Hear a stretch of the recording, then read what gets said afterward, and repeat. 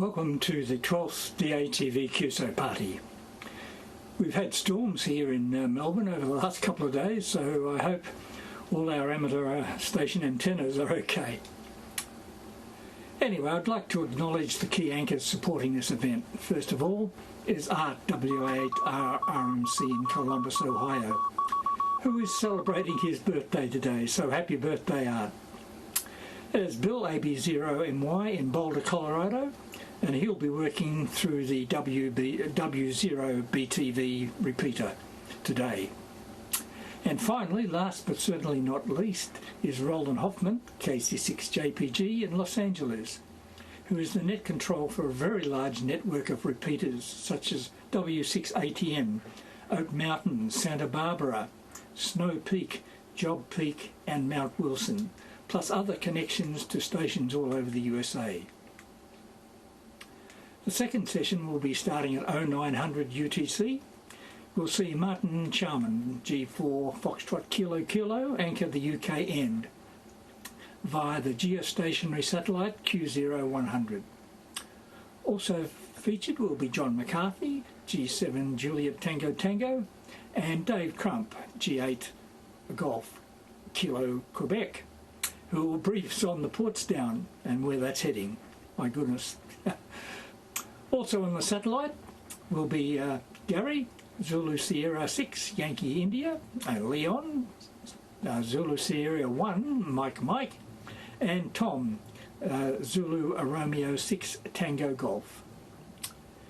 Anyway, we'll start up this morning with the ATCO Dara net, which occurs on Wednesday night over there in the US, and so I dropped in to say good day.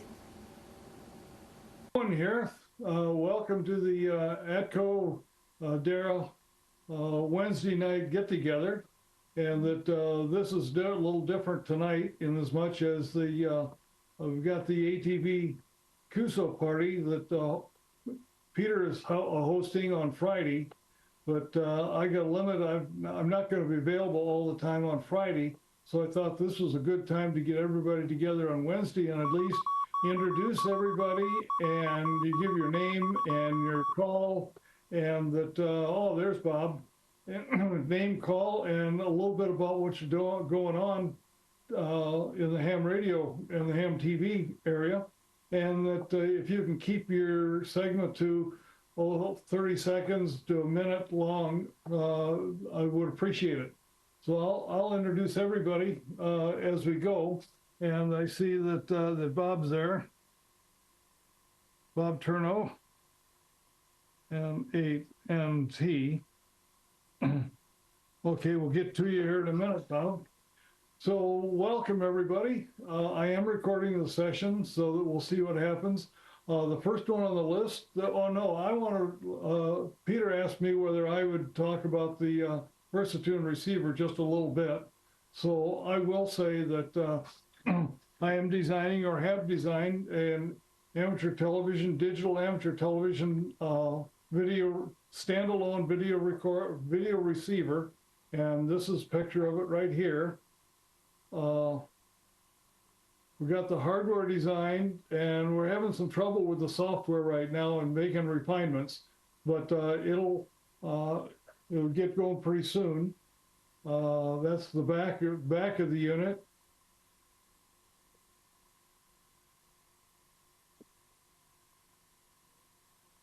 So it's powered by a Raspberry Pi, and what it does is it's a scanning type of receiver that for both DVB-T and DVB-S, and that and it will ultimately have a down converter for the 2.4 gigahertz band also sometime in the future. But we got to get this working first. So it'll have up to 7 channels. That it'll automatically scan progressively, and it'll go between DVB-T and DVB-S and automatically switch. And if it doesn't find a signal, then it'll switch to a slideshow. We've got a programmed slideshow in there so that you can do a slideshow representation of pictures of your choice, or it could be a video if you want to do that off the internet as far as the slideshow is concerned. Uh,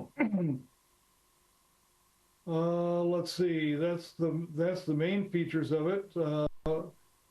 I would like to have something available by the end of this year, but we keep running into different software problems so that I can't guarantee anything at this particular point.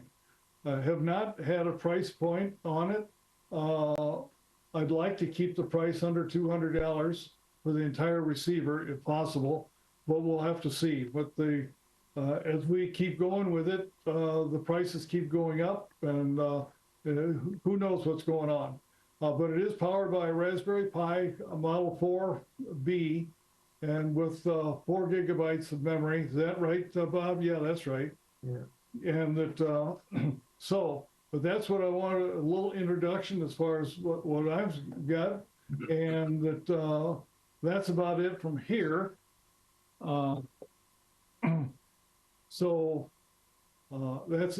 for myself. I'm Art.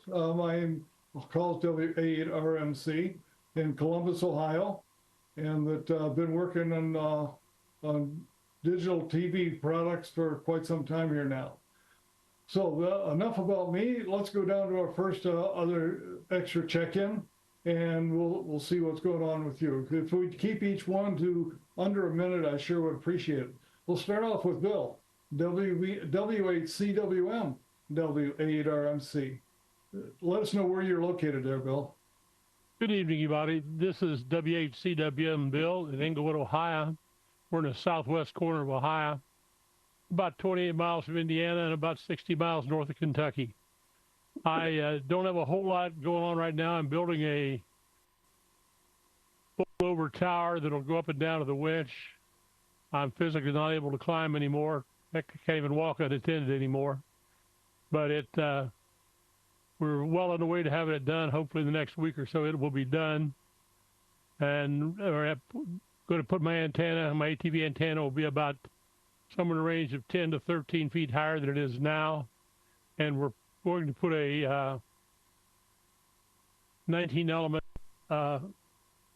antenna on it, the top of the thing. So hopefully that's going to help a little bit over the one that I used to have. And looking for much better results in the future. My ATV station will, when it's all done, it should be putting out about 300 watts. So with that, I'll say good evening to everybody, and everybody have a wonderful day. W8CWM, back to you, Ned. Okay, thank you very much, Bill. Appreciate it. Very good. And second on the list now is Mario, M2JWP. Then let us know a little bit about what you've got going on, Mario, and where you're located. Okay, good evening, everybody. M2JWP here. Name is Mario. I've been working a little bit on some cooling aspects for keep the rig nice and cool, and came across a nice little fan over here. That's been a Walmart special, but what's really unique about this fan is that it has a built-in rechargeable battery.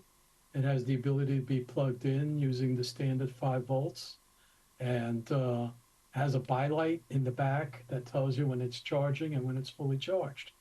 And it's the main thing about it is it's ultra quiet and moves a lot of CFM, a lot of fan capability on this. It's been featured over at Walmart, sells for around $12, and is ultra quiet, so it's a good thing to use. I am located in Long Island, New York, which is the island is part of New York State, and New York City is to the west of me. And I've been active with ATV probably some 20 years. Let me turn it back over to you, Eric. Okay, Mario, thank you very much. Appreciate it. And going on down the list, we'll go over to Dave, K8DOC, W8RMC. Take it away, Dave. Oh, good evening. It's Dave, KE8DOC. I'm located in Tip City, Ohio, which is just a few miles north of Dayton, Ohio, home of Hamvention. Not much ATV, but got hooked into this, and I do have a digital receiver, and I'm watching the Dayton Amateur Radio Club transmitter right now, the digital output from that, which is about 6 miles from my house. So been enjoying that and doing a lot of amateur radio stuff with my Raspberry Pi. So that's keeping me pretty busy. Good evening, KE8DOC. Back to you, Art. Okay, thank you very much, Dave. Appreciate it. And again, next on the list is another Dave. We got an awful lot of Daves around here. KC3AM. This is WA8RMC. Go ahead, Dave. Good evening, everybody. KC3AM here. Name is Dave. Claymont, Delaware. Claymont, Delaware, just the northern part of Delaware, just south of the city of Philadelphia. I've been doing ATV for probably 30 years, 35 years. Back in the 80s, I guess I started with a partner who is now a Silent Key, but been dabbling with it actually since I worked in cable TV. So been a while. Not a whole lot of activity going on here. It's kind of like right now, me, myself, and I. One other guy will be here shortly, Vince. We're still doing some experimenting to see if it's going to work from his new house. So we don't know what the outcome of that test is going to be yet, but we'll see what happens. Repeater is currently either analog or digital in on 400 and digital out to DVB-T using the high-des equipment. So other than that, not a whole lot going on. Back over to you, Art. KC3AM. Okay, thank you very much, Dave. Appreciate it. And next in the line is Peter. I'm sure everybody around here would like to know what you're up to. VK3BFG, W8RMC. Ah, okay, Art. That's a bit unexpected. Well, I'm located east of Melbourne, which is now the biggest city in Australia, and been on ATV since about 1971. So right through the black and white transition to colour and then to digital, and I've been the engineer behind the repeater since 1971. So we've seen some changes with that system. We had a location on Mount Dandenong, which is east of Melbourne, which we lost, and we're now transmitting via a location in the metropolitan area, but it's a very, very high location, and in fact it's almost as good as the mountaintop one. Not quite as good, but at least we're operational, and it's not that far from my place, so I have 24/7 access to that, so we can keep the system going as much as we can. Locally here, I've got an IC 7300, but it hardly ever gets switched on, so I can't say that I'm a HF operator, but I have had my period on HF back some years ago, but now mainly on VHF and UHF and ATV. And that's about it from me. Back to you. Oh, okay, Peter, thank you very much. I appreciate the rundown. Next on the list is Vince, N3BFC, W8RMC. N3BFZ here, November 3, Bravo, Foxtrot, Zulu. Name is Vince. I'm in Chester County, Pennsylvania. Just moved out here, still trying to get my antennas up. Working on that, waiting for antenna cables to get in. I have made my my pass-through for my antenna cables. Very nice. That's going to go in the window. There's a sliding window that's going to slide right up against these. So I've got my connectors all made and everything. Just waiting for cables to come in. And the preliminary test that I've done with an SDR is I can see Dave, KC3AM's digital repeater. I get it about 8 dB above the noise level, which supposedly I should be able to receive a picture with that, but we'll see what happens after I run my long antenna cables and don't get too much loss, hopefully. and may have to put a preamp on it. Other than that, nothing else going on here, just waiting for antennas so I can get the rest of the station set up here. Back to you, Art. Okay, thanks, Vince. I appreciate it very much. Okay, now next on the list is Tom, N8ZM, W8RMC. Yeah, good evening, fellas. Tom, N8ZM here, and I'm also in Tip City, a little closer to it than Dave is, but not as close as Bruce is. So anyway, and I've been on ATV, I guess, 5 years or so. I've got a little digital setup from the folks in Taiwan. It transmits and receives. It's got a little amplifier courtesy of Mel Witten over in St. Louis.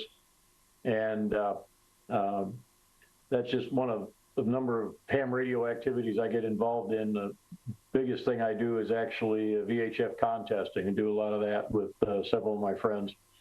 And my role on this group is to be the assistant troublemaker and curmudgeon after Larry, KB8EMD. So with that, I will turn it back to Art. Okay, thanks, Tom. I appreciate it.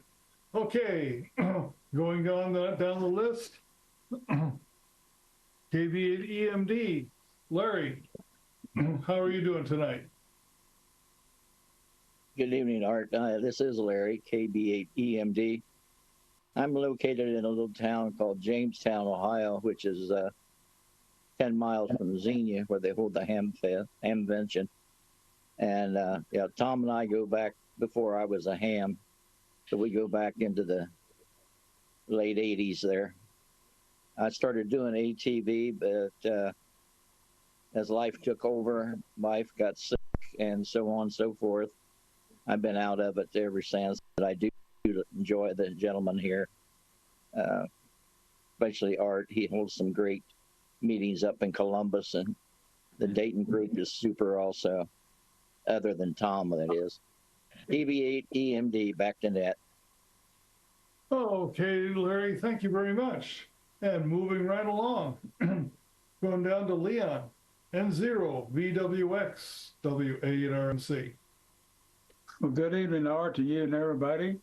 N0VWX here. Name is Leon. I'm in Coaldale, Colorado, which is Fremont County.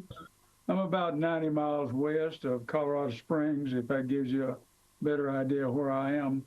I missed you last week. Hope y'all had a good week. I had out-of-state relative relations visiting for a week. Got in a lot of miles, and I just played tourist with them for a week. So anyway, we've had a couple of small rain showers, and we're hitting some upper 40s and low 50s now, so our fall is getting pretty close. For those I haven't met before, I've got an ATV interest, but I got a mountain problem up here, so anyway, it doesn't change my interest. I'm looking forward to maybe trying to communicate with that bunch or watch that bunch from Australia Friday night. That sounds interesting. So, and also I do a lot of HF, but anyway, that's pretty much what goes on here. We do have another ham. It's about 45 miles up the river, Arkansas River, but he's not with us tonight. I guess he had something else going. Anyway, everybody have a good week. Take care. If you're on the highway Monday, be careful. If you're not, that's great. N0VWX. Okay, Leon, I appreciate it. Thank you very much.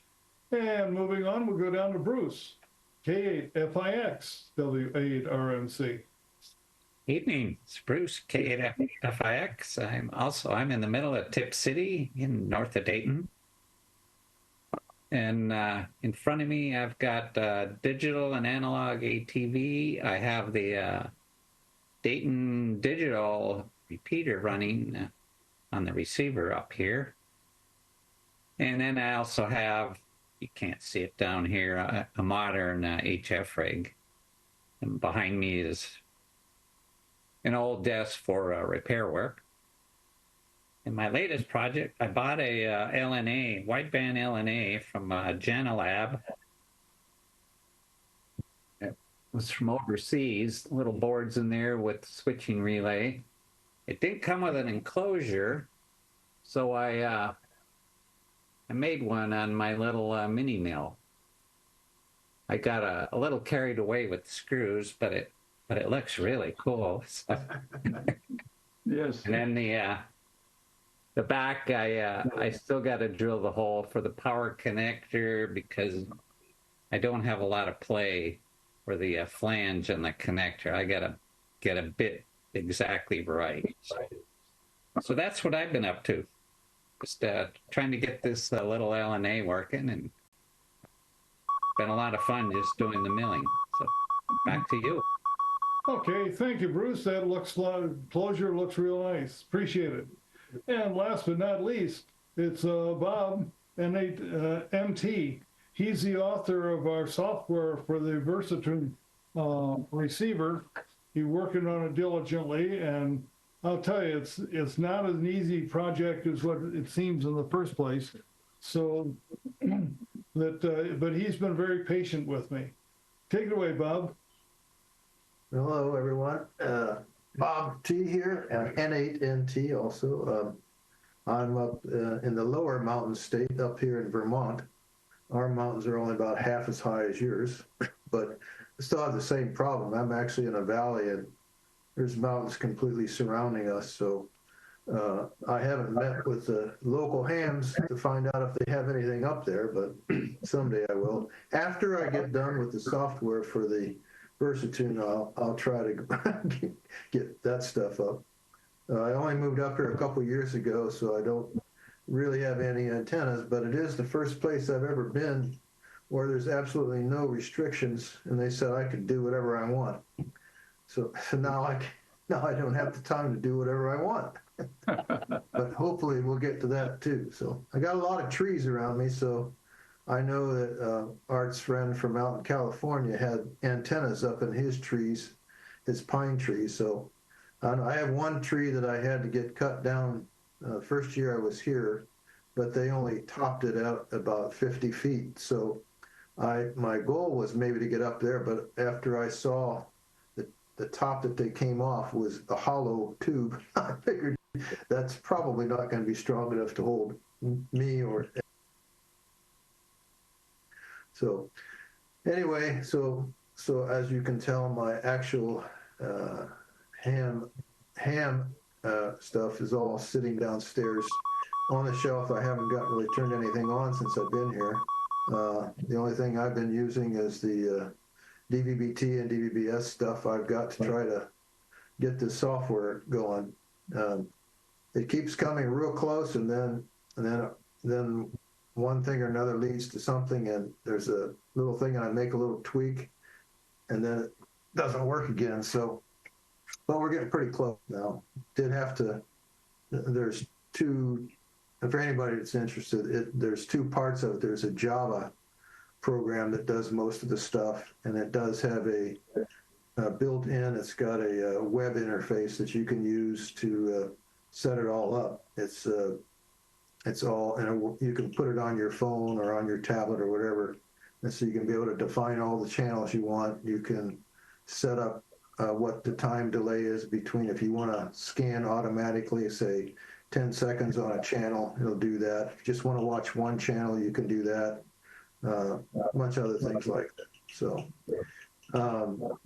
anyway, that's kind of what I've been doing for a while, and I'm hoping to get something on the air before I retire.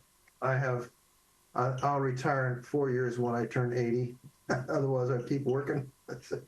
My work is over here, this computer, and over here is this computer. So they're right next to each other. So anyway, that's me. N8NT, back to Art. Oh, okay, thank you, Bob. Appreciate it. Well, that's everybody I think is covered, and so that what I'm going to do is that before we go into the newsline, that I don't think that a lot of the other people interested in newsline, I'll just close out with a little joke that I sometimes dig up for everybody. Sometimes it's funny, sometimes it's not. But I'll give you a little joke, and everybody can enjoy that, and then we'll stop the recording and go from there. Anyway, this was a person that during a visit to his doctor, I asked him, he says, how do you determine whether or not an older person should be put in an old age home? Well, he said, we fill up a bathtub. Then we offer a teaspoon, a teacup, and a bucket to the person to empty the bathtub. Oh, I understand, I said. A normal person would use a bucket because it is bigger than the spoon or the teacup. And the guy says, no, no, no, no. He said, a normal person would pull the plug. Now, do you like a bed near the window?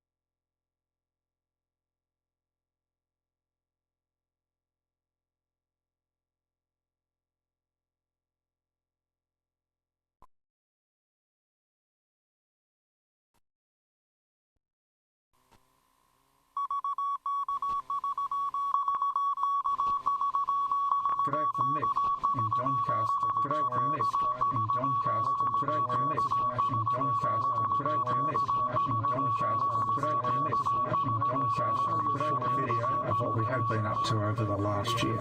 You're watching VK3CH, your digital amateur television. Digital amateur television. Digital amateur television. Years ago, I used to be a member of WANSARC, the Western and Northern Suburbs Amateur Radio Club. Every year in January, they would have a family fun day at Bundoora Park, and I used to set up an amateur television portable station and transmit the day's events live back to VK3RTV, which back then was located in Olinda, a little over 32 kilometres away. A little over 32 kilometres away. A little over 32 kilometres away. A little over 32 kilometres away. A little over 32 kilometres away. A little over 32 kilometres away. A little over 32 kilometres away. This is a picture of our latest project. This is a DVB-T 23cm amateur radio television transmitter. This is the front view transmitter. Here's a close-up of the analog television dish that operates on 10 gigs dish. You can see all the components there. Here's a picture of our 24 gigahertz analog television dish using Kuhn equipment that runs 330 milliwatt. When I first went portable with the 3.4 gigahertz grid pack, it fell over in the wind because it was too top heavy, so I completely redesigned it, and this was a test later on at Doncaster just to make sure it was working, which it was. Use a rotary table to sight your dishes. This allows to sight them to the nearest degree. Both the radio heads are installed on camera tripods. On my main tripod, I added some chain so the legs can't accidentally open up. The 23cm band 5-element Yagi is very solidly made. I chose a smaller aerial to make sure everything would pack neatly in the car. The butterfly nut adjusts the vertical height of the dish, which is only really needed to be adjusted over extremely long distances. Is the specification sheet of the dual band dish feed for 5 and 10 gigs. What I like about this is the isolation is sufficient enough that when you use one band, every leakage of power going on the other band is not enough to hurt the IC905. Here is the gear all set up ready for portable. On the left you've got the grid pack for 3.4 gigahertz and the IC705 feeding the grid pack. To the right you've got the 2.4 gigahertz panel antenna on the top, and then just to the right of that is the 1.2 gigahertz Yagi beam. Underneath that is the combined 5.7 and 10 gigahertz dish, and then the IC905 that feeds all that. There is a dome camera to transmit television, and everything's powered by the 50 amp lithium battery you see on the ground. Here's a side view of the equipment, and the high voltage power lines do not interfere with the microwave frequencies at all.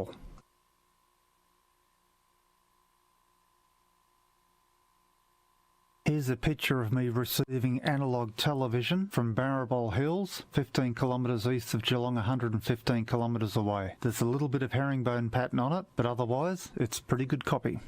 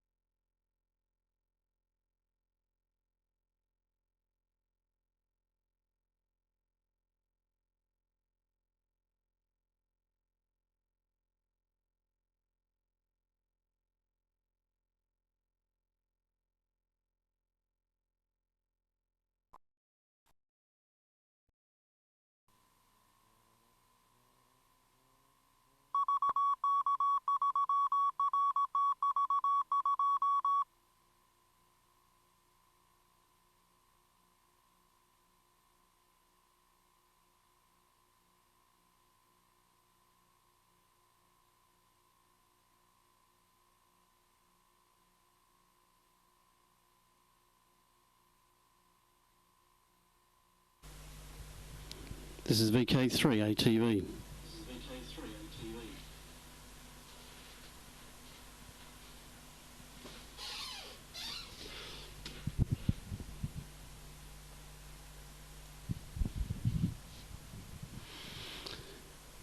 Good morning and good evening, depending on where you are. This is John, VK3 ATV. Great to be back to another ATV QSO party. I'm located on the edge of Port Phillip Bay in Melbourne, ATV, in a suburb QSO called Williamstown. I've been licensed since 1978 and have been into ATV for a long time, either receiving or... I've been licensed since 1978 and have been into ATV for a long time, either receiving or... I've been licensed since 1978 and have been into ATV for a long time, either receiving or... I've been licensed since 1978 and have been into ATV for a long time, either receiving or... I've been licensed since 1978 and have been into ATV. I have to drop you off, Ian. Sorry about that. Okay, is that better? Yep. Okay, I've fallen for that before. Sorry about that, everyone. I hope you got most of what I said. Currently operating the high-des DVB-T transmitter on high definition, and that's with a small amp. I'll give you a quick look at how I've set that up.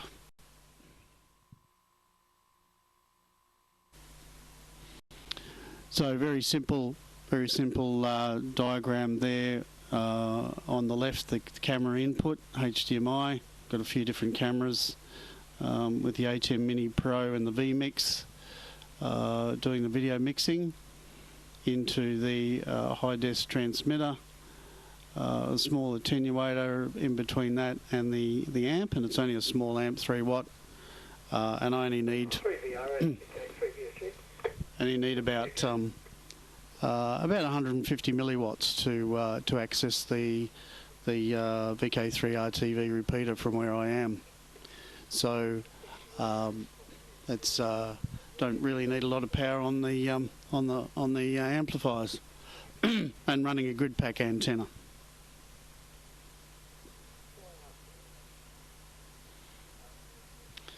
My next project will be the ports down, so I'm interested in hopefully hearing some more about current ports down activities later on in the QSO party. That'll be it from me. I will show you a view of the shack. That's just a quick overview of my shack, and a little bit later on in a second over, if we get time, I'll go a little bit more in depth into what the equipment is that I use for ATV.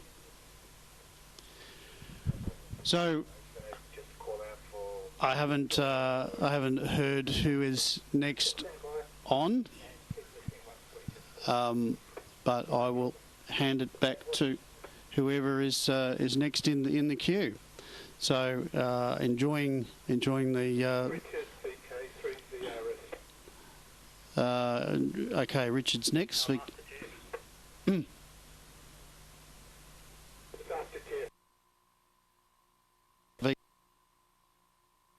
Next. So look forward to seeing everybody today, and all the looking forward to many more stations from the US. Always interesting to see what you guys are doing over there. So this is John, VK3 ATV, signing off for the first round. So look forward to the day. Cheers, everyone.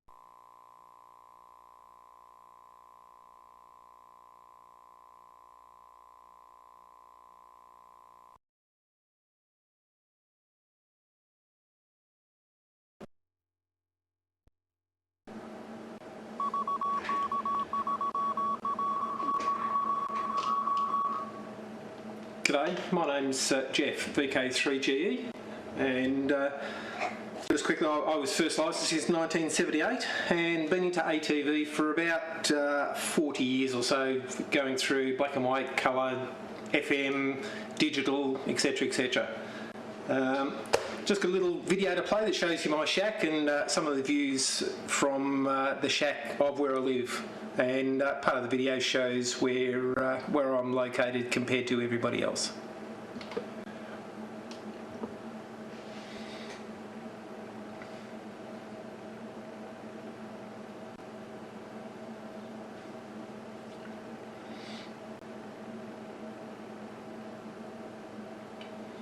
That's some of my the transceivers. That's the ATV setup in the corner, transmit and receive, audio and the multi-view from my video mixer, the video computer, stream deck, ATEM switching device, just one of the ATV receivers, my amplifiers and transmitter, that's the transmitter I'm currently using, which is DVB-S2. They're the 2 amps. And some of the locals. The amplifier, normally with my location, I can run anything down to about between 20 and 50 milliwatts to get into the repeater, which is 40 kilometres away or about 25 miles. Currently I'm running 5 watts. Peter will say that I'm a bit stingy with the power, but use what you need. So as you can see by the video, I live in a rural area, so these are just some of the locals that I can see from the shack window. Some of and as Peter mentioned, it's been a little bit windy recently. So one of the problems of living in a rural area, lots of big trees that tend to fall over. Luckily, the antennas have survived. So that's the Ponderosa where I live, and there's some of the antennas. There's more antennas up there now. There's a 6 metre antenna and a few dishes, but that's basically what I'm transmitting through at the moment with the transmit and receive. That's just the view from the shack, wide angle view. And where the Melbourne CBD is, which is 40 kilometres away, southeast, and where the repeater is, VK3RTV, and that's 60 kilometres. It's a little bit of a map showing where I'm located compared to where most other people are. Alright, thanks very much, and 73s, I'll hand it over to the next person.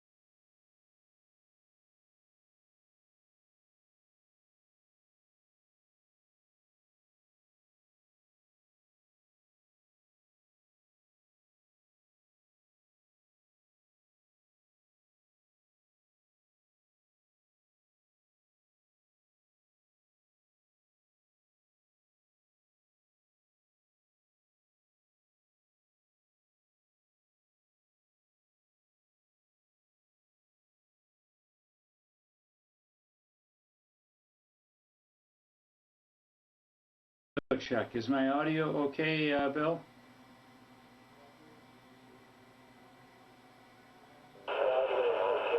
Peter, and the stream shows that it's going out just fine.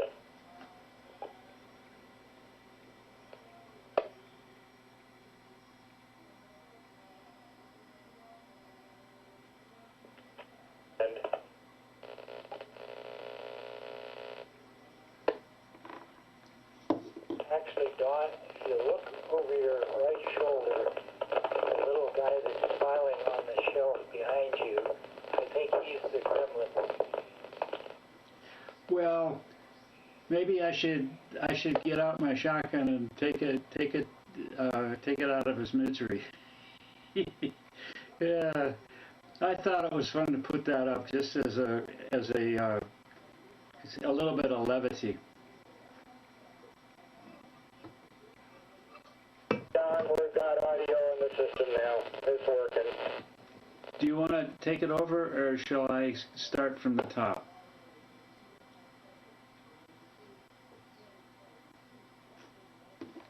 Should I take it over or start from the top? N0A. Take it from the top, Don.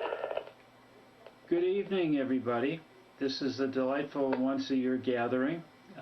We are here in Boulder, Colorado, and we have been into amateur television for some time. I have also been in the microwave part of the amateur radio world for some time as well. I'm delighted to see there are other people around the world that are marrying microwaves and amateur television. And so what we have here, we're putting DVB-T on a number of frequencies, but I'll just focus tonight on 10 gigahertz. And I'm going to start with a very simple concept, and that is that big block you see there is a brick. That's the local oscillator, ovenized, power supply below it. And this is the mixer.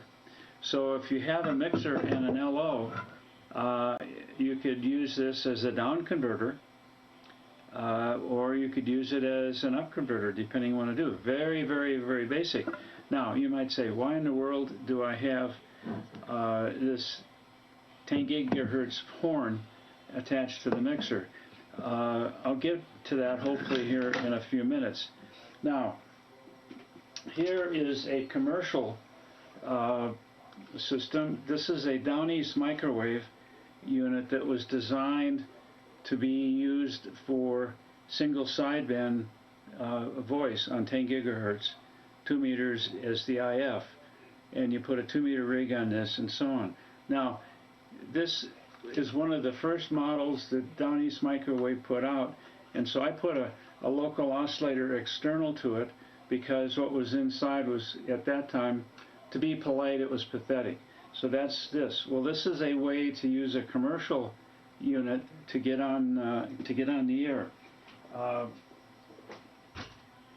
Being an electrical engineer, guess what? You like to build your own stuff. And so what I have here, heavy, is a transverter that goes from 10 gigahertz to 70 centimeters. And you can see the heat sink. On the backside of the heat sink is a power amplifier. The heat sink distributes the heat. Now, in this system, there's a local oscillator, like before. That is this beast. And there are 2 amplifiers in the transmit path and 2 amplifiers in the receive path. I showed you the power amplifier. To drive the power amplifier, I've had another amplifier to take the output of the mixer and get it up to a sufficient power so we can put out nominally a watt. In the receive path, you may see this thing. That's a Down East Microwave preamp, low noise preamp. And following that, I have another amplifier to get it up to a sufficient level to work with our IF. Okay, so I put this on my system here, or this is my system. I put an IF transmitter, an HV 100 as my modulator to feed this thing on transmit, and a 110 for the receiver. I have an 18-inch dish up on a tower outside, and I feed this to that and can get out, and we've made some QSOs that way.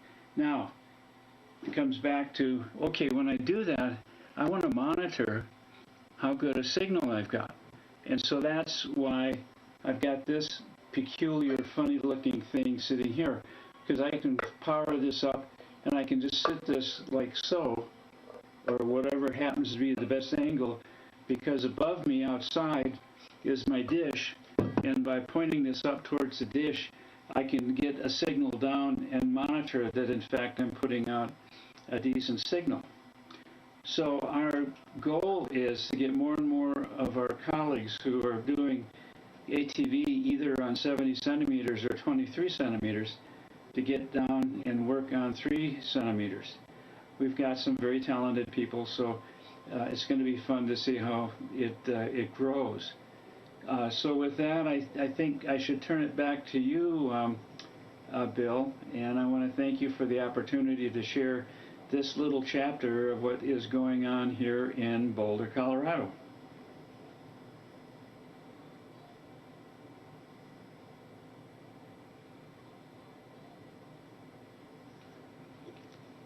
AB0MY and 0YE, is that okay for you?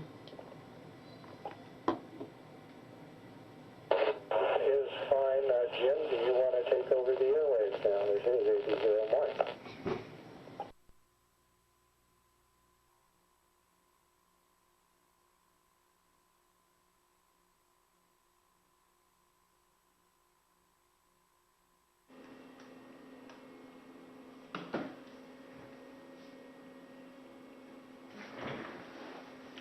Okay, am I getting audio through, Bill?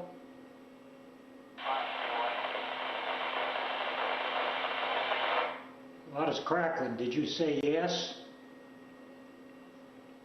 Yes, you're doing fine, Jim. Okay. Well, good evening, good morning, or wherever you are in the world where the sun is shining or not shining. My name is Jim. My call is KH6HTV. KH6 is actually a Hawaiian call because they used to live out there in Hawaii, but no longer. So, I want to just give you a little history of television here in Boulder. We really started in the mid-70s, and there's still 2 of us kicking around that were involved in the earliest activity. One is Bill, K0RZ, and he's the other half of the 10 gigahertz equation that Don was talking about. Bill has a superstation at his place, and he's been active in moon bounce and a lot of 10 gigahertz contests and so forth over the years. So anyway, so we started black and white TV in the 70s, and our first repeater went up by the late 70s. It came down when the site was polluted by a 10 kilowatt FM broadcast station, and we could no longer keep that signal out of the repeater. Got resurrected in about 1990 when the Sheriff's Department asked the local ARES group. So here in the United States, ARES stands for Amateur Radio Emergency Services. And anyway, they wanted television as part of the services from the ARES group. And so with their encouragement and giving us a new repeater site and so forth, we were back on the air by 1990 and have been on the air ever since. And to be perfectly honest, the big driving factor for amateur television here in Boulder, Colorado has not been for just the hobby purpose, but it's been really in support of the local public safety, police and fire agencies. So it's been an extremely integral part of the ARES repertoire, and actually it's been the most, over the years, was the most requested communication service. Been used for covering forest fires, floods, riots on the university campus, and actually was been for quite a few years was also an integral part of the Sheriff's Department SWAT team, where hams with video cameras were part and parcel of the SWAT team. So, where have we gone? By 2014, 10 years ago, we discovered digital television, in particular DVB-T, with the availability of the equipment from HIDES in Taiwan. By 2016, we had modified our repeater to become a dual mode analog repeater and digital TV repeater. And we kept it that way for several years, but most of the hams were early on adopters of digital TV, and we kept the analog capability for several years only because we had one holdout ham who insisted he would never go digital. And when he finally gave up and said he'd had enough with amateur television, at that point we removed the analog capability.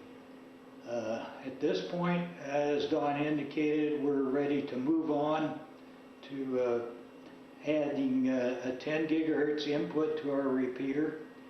And I'm going to show you, essentially as soon as this QSO party is over, early next week, Don and I are going to take a trip to the repeater site and jerk the equipment out of the radio room there and bring it home and do some modifications to it, including adding the 10 gigahertz capability. So I wanted to show you the antenna Don has come up with that we're planning on installing next week at the repeater site.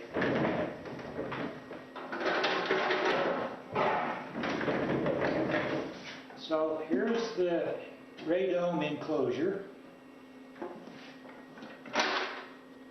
And what do we have inside?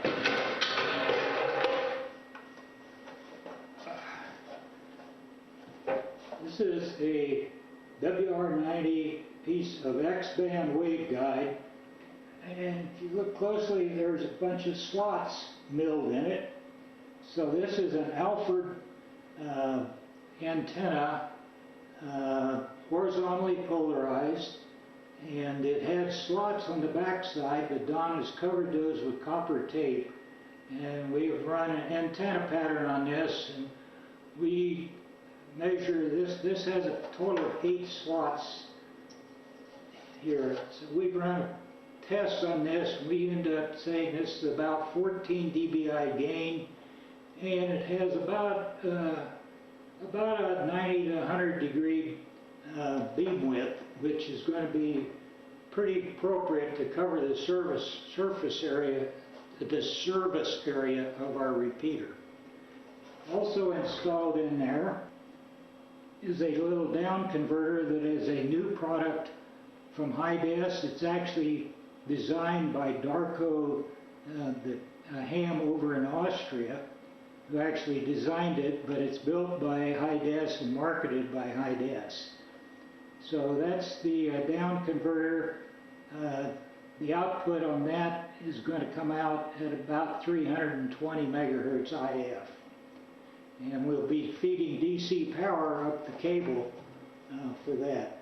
So with that, that's all I've got, and I'm going to pass it back to Bill, AB0MY, our net control. So this is K6HTV, 73 and Aloha.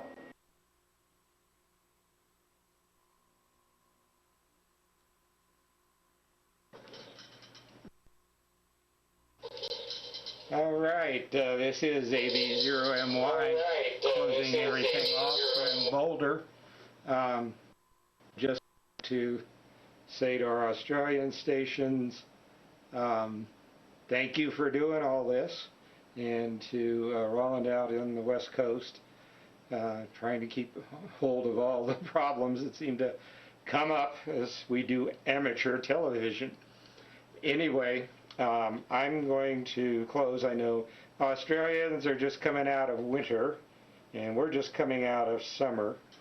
So somewhere on my system here, and I'm going to see if I can find it, is a picture of the zinnia garden that my wife has for so many years and that I'm trying to keep up.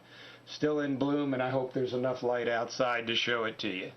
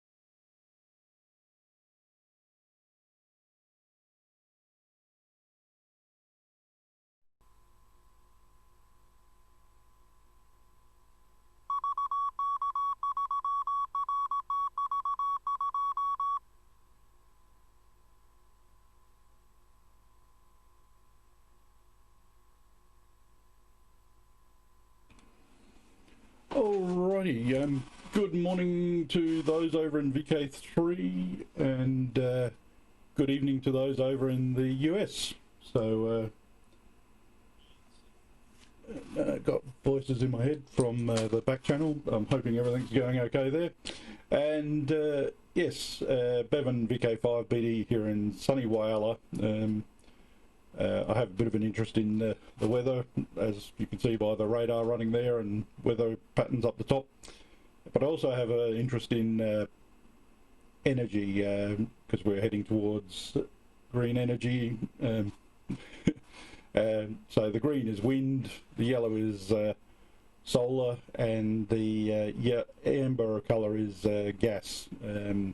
And South Australia's grid at the moment is pretty well all green. The gas is just there for keeping inertia in the grid.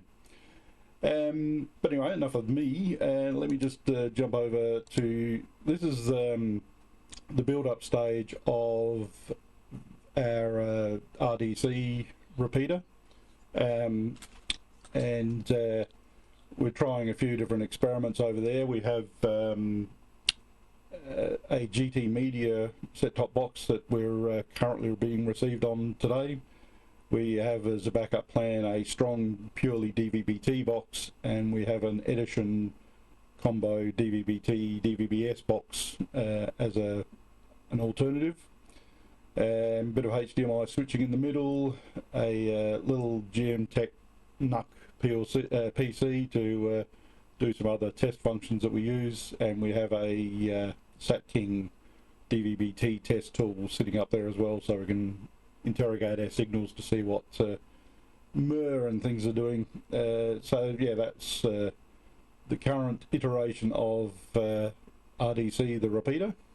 So yeah, it's slowly improving all the time, and yeah.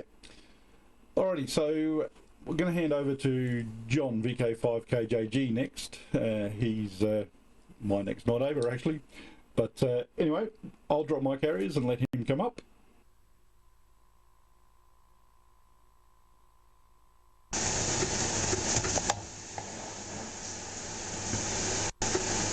Well, good morning from South Australia and Whyalla.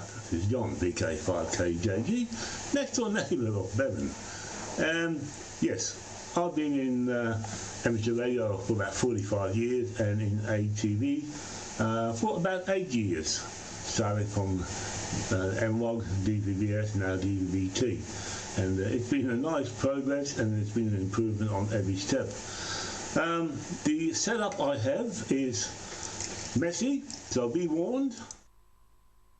I told you it would be messy, but basically everything's running off from the laptop with HDMI into a Blauhaus encoder demodulator, modulator into a mixer, and then through a preamp and amplifier, through a filter, out through the bird into the antenna, a grid dish, putting out about 2 watts, and into the repeater, that's about 25 k's away. So it's a little setup that's been working for years and years, so I'm loath to touch it, and hence the messiness.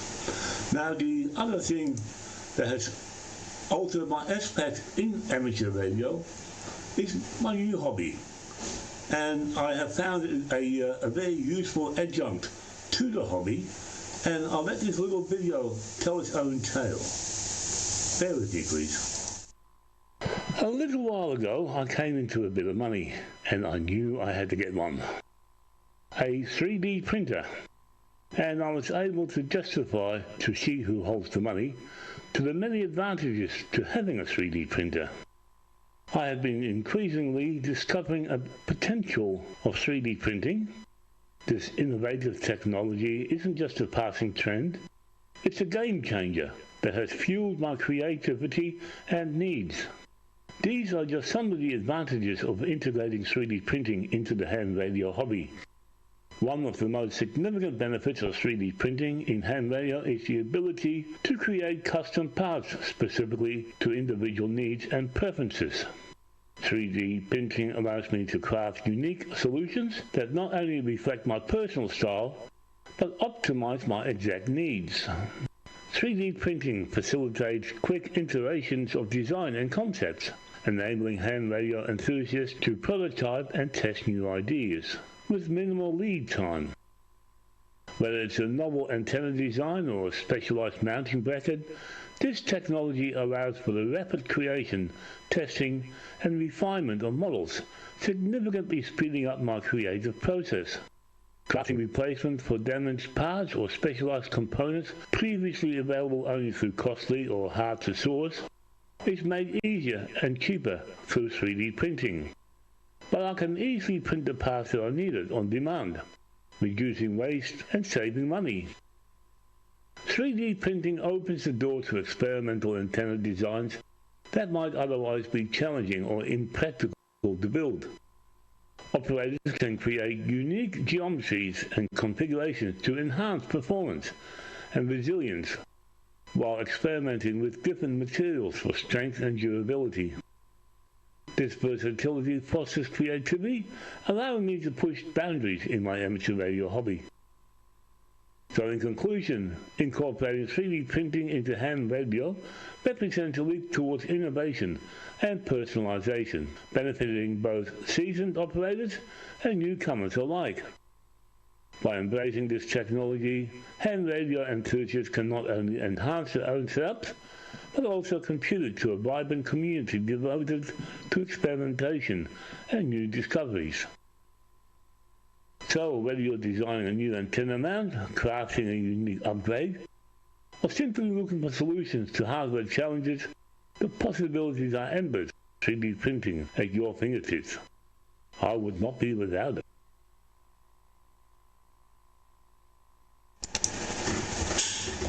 And and indeed I would not be without it. It's opened up a whole new avenue of experimentation, particularly in antenna designs. I have a part here that I use for my fox hunting antenna, and this is still to be installed, but it's purely designed on the 3D printer that works for me, and it took a few goes to get it all right. I would like to say a cheery good day or a cheerio from Australia to my friend Dave Kessler, KE0OG in Colorado, and I guess you guys know him as well, so cheers Dave if you happen to be watching. Anyway, back to you Bevan. Thanks for the opportunity everybody, and hopefully we'll do it all again next year. Thanks Bevan.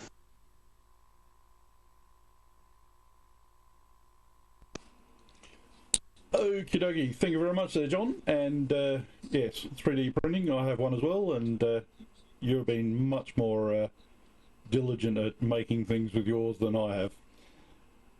So yes, Roger would normally come up on a QSO party, VK5YYY, but he's off doing grandparent duties, so he has put together a short video that he asked me to play, so I'm going to play that for you now, and once we've done that, we'll be heading over to Tony over at VK7 land. But anyway, here's Roger's video. VK5YYY here in the workshop. Well, it all started with the wok lid. And then I fell in love. Ain't love grand. And Digilight, that was fun. Well, it did look a bit better with the lid on. And there were some European DATV projects. But this one was very good. And up converters became a thing. Then they were combined with the commercial modulators. And then they got smaller. This is a photo from the article we put in AR magazine. And this is pretty much where it landed. Well, getting more compact and more compact. We tried 2.4 gig operations. That was a challenge. And yeah, my wife couldn't get the garage door open with this thing running. Portable DATV. Well, this little beauty made a contact across the other side of Spencer's Gulf. And yeah, you can fit a lot of stuff in that box. This is the VK5YYY Go-Go Mobile. And this is the setup we used to use to broadcast our club meetings. But it was heavy. And we gave pedestrian DATV a crack. And this is another take on portable. And this is the QSO party OB I did last year. That's a photo from my XYL from home. And this is the Pico cell. That was one of the highlights of amateur TV recently. And it's amazing what you can do when you reverse engineer an LNB. Things can get a little out of hand. And this is the big boy. This little fella was a bit warm to the touch and formed the basis of the 6 metre project. And to receive 6 metres, of course, you needed some sort of spy-vertery thing. And this thing made the 6 metre and 3 centimetres joined together as one. And this is it here in the shed at home. And the radiating system. And recently we broadcast H.265 into the local repeater, wideband of course. Thanks for watching. And thanks to everyone who put in to make the QSO party a great success.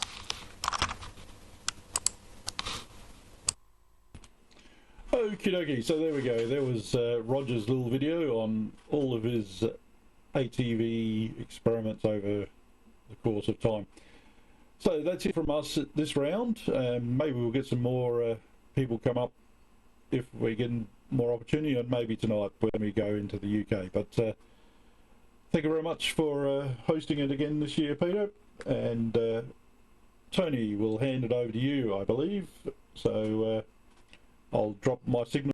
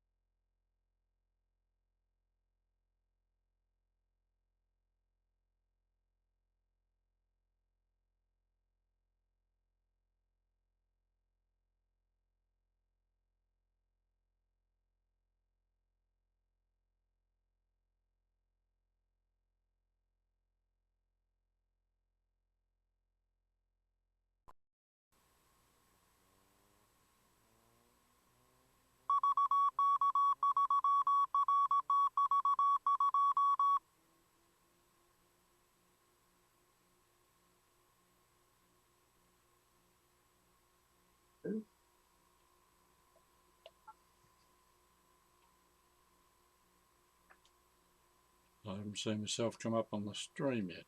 Are we okay to go, Peter? Yes, you're on, and yes, audio is correct. Yes. Okay, yes. Thank you. All good. Okay, all good. VK7AX here, Tony, and the location is Ulverston. Done a good morning. Wait till I just mute this audio. Too many channels open.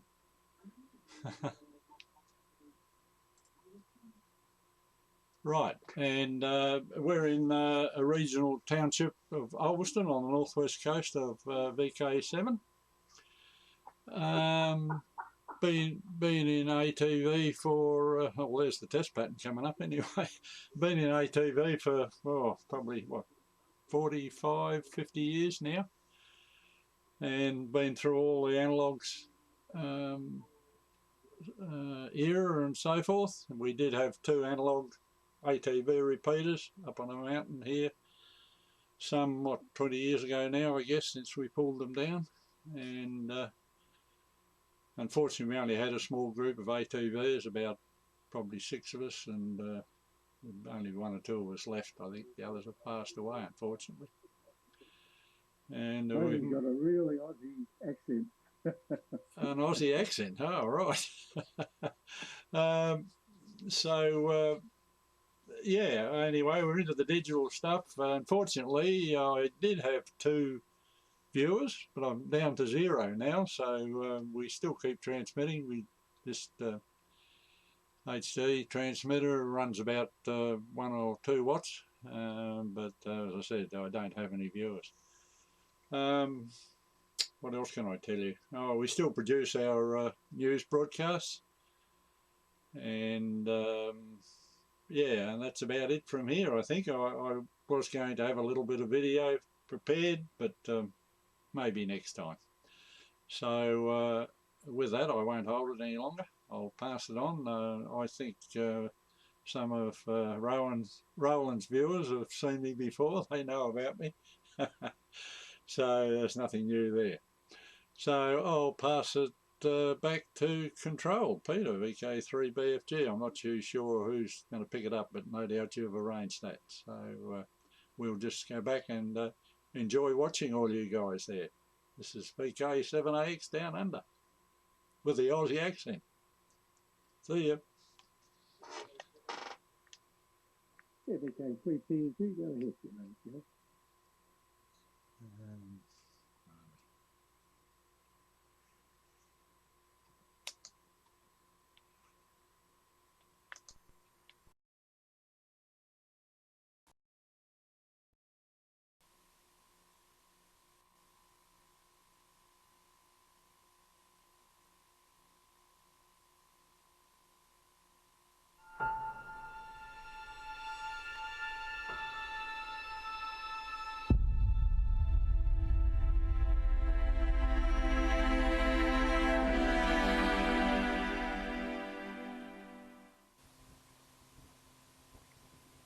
Hello and welcome. It was difficult to find out the topic for this short segment. I thought I'd call it My Journey, essentially depicting how I got here and my interest in amateur television. I think the best place to start is my QIZ page. Originally it was just a page describing who I am and what I'm doing, and it turned out into being a blog site. It sort of depicts all my different rabbit holes, what I got into, my interests and so forth. It is quite lengthy, so I'm not going to bore you with it, other than the fact that you can look it up if you're interested. But there was many rabbit holes ranging from software, radio, various bits of hardware, pre-distortion, Simulink, MathLab, just about everything. Countless rabbit holes that you could spend literally years investigating. For me, it was very interesting. I got a lot of insights and knowledge and dabbled with all of those sort of technologies. And my last dabble, when I posted quite a while ago, it was the beginning of this year actually. And I'm actually surprised how far I got since that time, with lots of distractions in between that haven't been documented. Yeah, the last update was on the 1st of the 1st, 2024, where I said that I'm about to go into another rabbit hole, which is amateur television. Well, here I am, and hopefully the short little segment that will follow will show you the bit of hardware that I built that is actually transmitting this segment to you guys. Enjoy it, and when we got more time, maybe another session into my activities will follow. All the best and take care, guys. I gather round the screen, signals bright and clean. Across the world we beam, living out the dream. From Melbourne to UK, Europe joins the fray. Digital waves take flight, sharing in the night. Hello from across the sea, QSO for you and me. Projects we create and share, adventure in the air.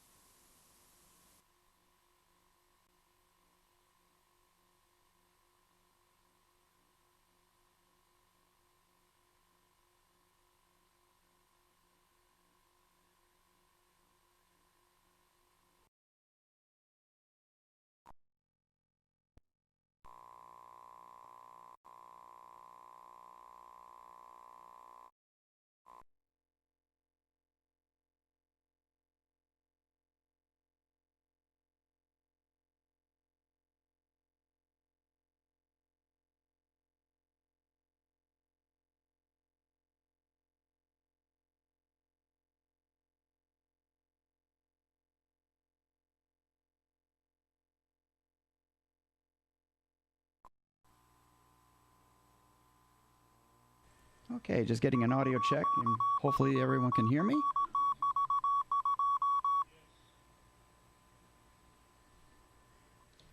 All right. Good afternoon, good evening, wherever in the world you may be. I am Roland KC6 JPG here in the West Coast for the Amateur Television Network here, as well as representing amateur television throughout the southwestern part of our United States area, including Northern California. So the Amateur Television Network started in 1980 by the help of some fantastic hams like Mike Collis and Gary Heston. Mike WA6SVT, Gary W6KVC, and of course they got the first ATV repeater up here in Southern California. And let me tell you, that definitely broke ground from doing from simplex operations to basically the original social network that happened here on the amateur radio airwaves and amateur television. Very, very good. All right, well, guess what? We're going to go ahead and start it off, everyone, and we're going to go over to Northern California on the W6CX system, and our net control is Jim K6SOE over there in Pittsburgh, California. And so, Jim, it is so great to see you, my friend. Welcome to the ATV QSO Party 2024. Well, good evening, Roland, and good day to everybody else on frequency here. My name is Jim, K6SOE, and I'm about 40 miles east of San Francisco in a little town called Pittsburgh. And I've been doing ATV now for about 33 years. Started back in 1991 with analog AM repeater up on Mount Diablo here, and we've had up to about 40 users at one time or another.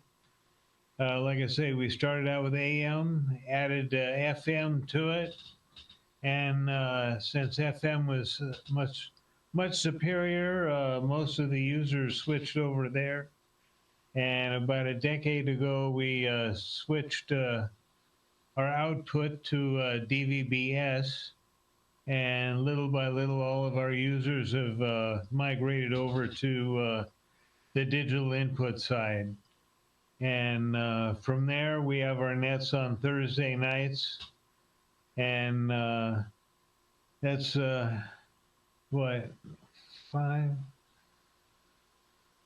It'd be 3 a.m. Zulu or 8 p.m. Pacific time here on the frequency. So you can watch us on the ATN stream on Whereby Thursday evening. So I'm going to drop it here, and we've got Stan on this side ready to go. So Roland, I'm going to drop my signal, and we'll let Stan come up. Is that all right?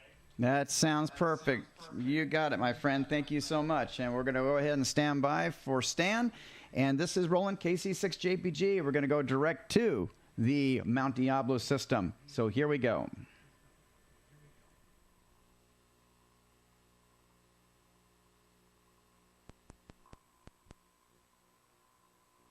ATN stream on Whereby Thursday evening.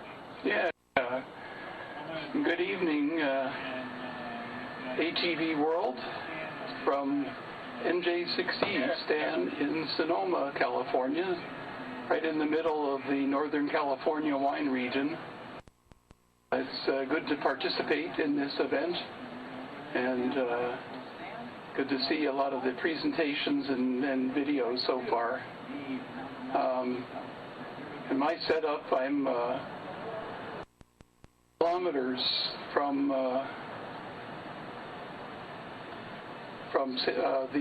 the transmitter site, and I'm running a DVB-S2 transmitter that is down 4, BATC ports down 4, and it's connected to a Lime Mini and then that goes into an amplifier arrangement that puts out about 8 watts to cover the 65 kilometers to the repeater site using a 24-element loop Yagi antenna. And so we've had very good results with running DVB-S and DVB-S2. I prefer the DVB-S2 actually we're just using MPEG-2 coding at the moment, but my input signal to the repeater is only 1 megahertz wide, so that's an important consideration. And our inputs, of course, are on 23 centimeter band, and 1273 is the input that I'm using right now. So I don't have too much else to share, so I will send it around to the next person on our repeater to check in. This is, once again, Stan in Sonoma, NJ6E.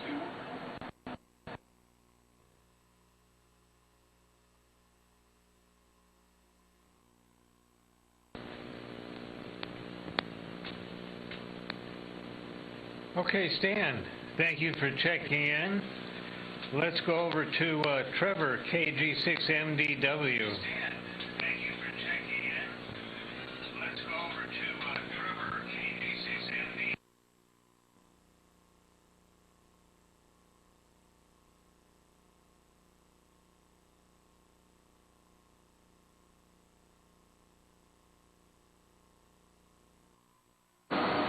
It's working on it.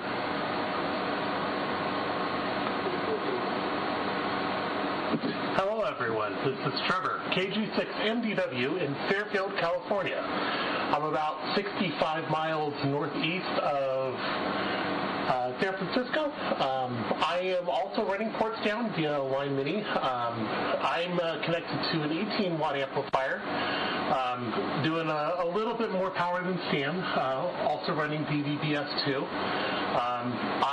I started back with Jim doing ATV on the analog days, so I've been around a long time and migrated all the way through all the systems, so I'm a long-time ATVer.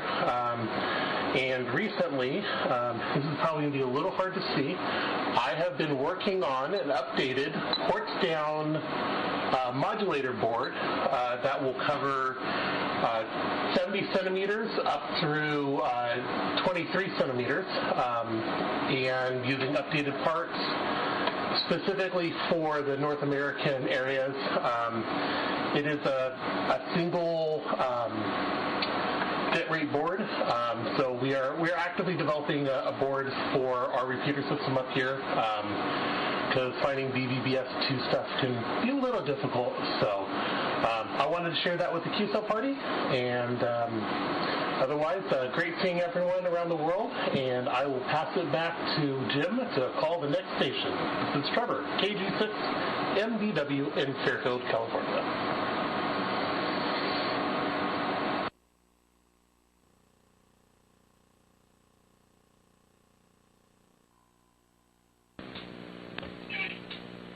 All right, Trevor, thanks for checking in tonight.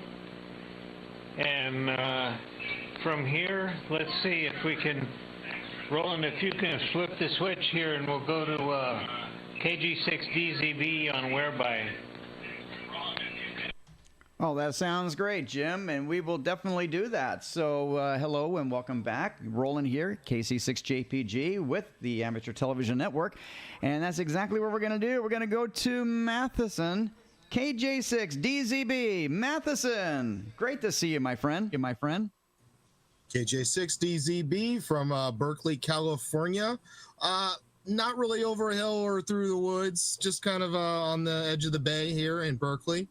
And, well, I've been working with these guys, but unfortunately, I don't have a clear line of sight to the repeater. So, fortunately, we all end up down in the hills and, well, either way.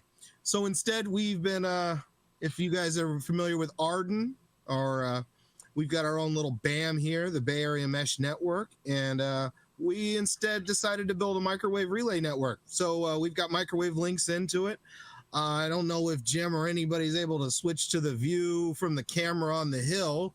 It's starting to get evening here. The sun's setting in the Bay Area, and well, the fog comes rolling in.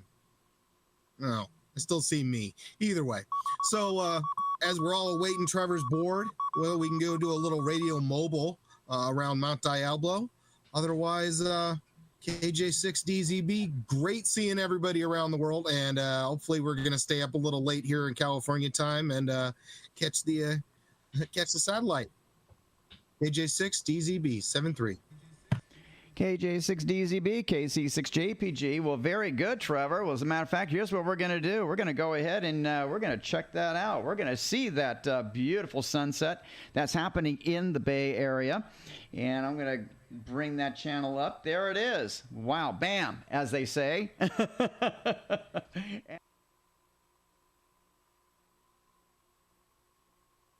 And there you go. That's what Trevor's talking about. That's his camera up on the hill. He's zooming out, and there you go. You can see some of the towers up there at Mount Diablo, and of course a beautiful sunset there in the San Francisco Bay. So Trevor, or Matheson, thank you so much for sharing that. That is so awesome. Very, very good. All right, so Jim, I'm going to turn it back to you on the W6CX system and to see if you have any more out there. KC6JPG, back to you on Whereby. That's where I'm going to go first. So, Jim, wow, great stuff, my friend.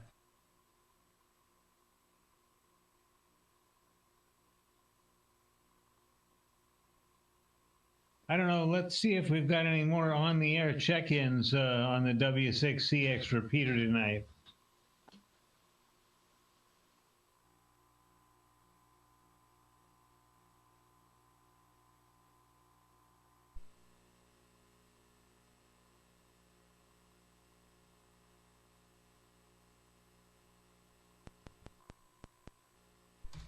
All right, Jim. All right, Jim. Wow. Wow. I'm going to turn my, there you go.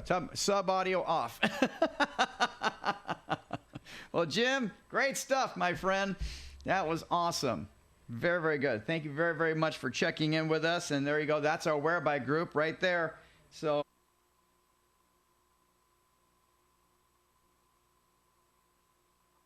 there you go. That is our Whereby group. We're going to be checking them in momentarily. You guys. And so what we're going to do now is we're going to head over to Arizona this time.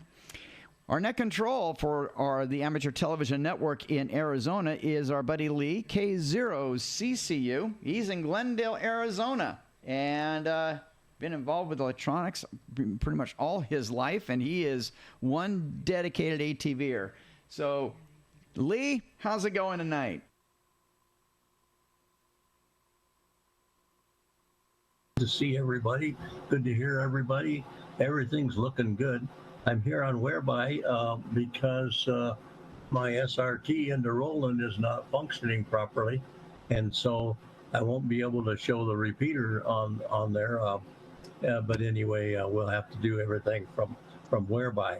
I've been a ham for a long time. I was first licensed with the same call sign in 1954 as a youngster, and I've been into ATV for about 11 years or so. When the old ATV group of Arizona conned me into being a net control, and I've been stuck here ever since, and it's been fun and interesting. So I'll keep it short here because we have a number of people on here that we'd like to bring up, and depending on whether they have Roland has SRT from them or not, or we'll have to do it from the Whereby. So anyway, first one I'd go to would be Rod, WB9KMO. Rod, he's the president of our Arizona Ham Club. Take it away, Rod. All right, thank you, Lee. And I'm in Mesa, Arizona, which is about 25 miles west of Phoenix. No, it's east of Phoenix, actually. And we have 3 repeaters here in Arizona, plus or minus 1, depending on what week we're in. We've been moving around a little bit, but we basically, on the west side of Phoenix, We have a repeater on a mountain called White Tank, about 4,000 feet up. And we have one at my home on the east side of Phoenix at about 2,000 feet. And that's in Mesa. And this has been the hub of the three repeaters that connected them together. We've had a repeater on Mount Lemmon down in the Tucson area at 9,000 feet. And we lost that site. We're in the process of rebuilding. We're going to a new site, and Joel will probably tell you a lot more about that. So we have three repeaters in Arizona, but we link into Southern California. I also have a repeater in Santa Barbara, California. So just a little background on me. Got my license in 1971, WN9 KMO. I was a novice for a year. They only allowed a year at that time. And then got my WB9 KMO call, went from a novice to an advanced, and later on got an extra class license. I started amateur television on a dare in Madison, Wisconsin in 1973, and a real good friend of mine, Dave Martin, N9IF, and I got on the air and transmitted over a 6-mile path for quite a while. I started building a TV repeater in Madison, and then moved to Santa Barbara in 1977 with the TV repeater under my arm. Put that on the air in 1980, and that's still operating continuously today. I think, didn't do the math here recently, 47 years, is that what it is? Something like that. Over 40 years anyway. And in 2014, I retired from my job in Santa Barbara, and hauled a bunch of stuff, leaving the repeater in Santa Barbara on the air, hauled a bunch of stuff into Mesa, Arizona, where I put 2 more repeaters on the air at my house, one on 1289.25 megahertz output and one on 421.25 megahertz output. And other people can comment on the other repeaters in more detail. We're moving into SRT to interconnect better to places everywhere over the internet, using the internet as a tool. And we've had excellent nets with people on the air from all over the world. And this is terrific. So that's all I've got from here. I'll be around for the roundtable later, and we're having a lot of fun here on amateur television. Back to you, Lee.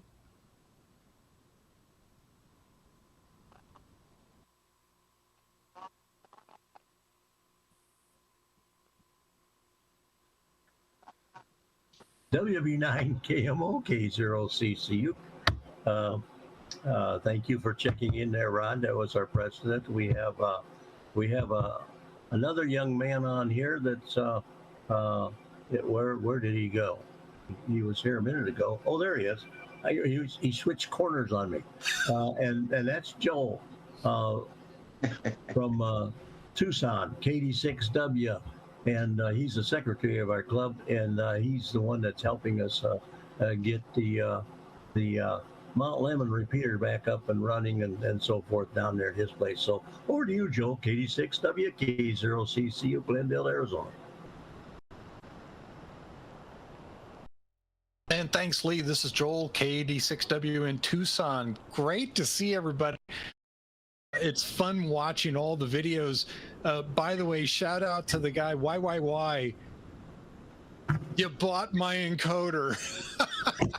So yeah, that's what I did for 27 years. I was working in the professional side, doing ATSC television for many, many, many years, but now retired and back and getting around to all those round two of things that I need to get caught up on. So anyway, currently 92 degrees here in beautiful Tucson, Arizona. Current weather, partly cloudy, a little bit of wind, but we had some scattered showers today, but it's been great weather down here.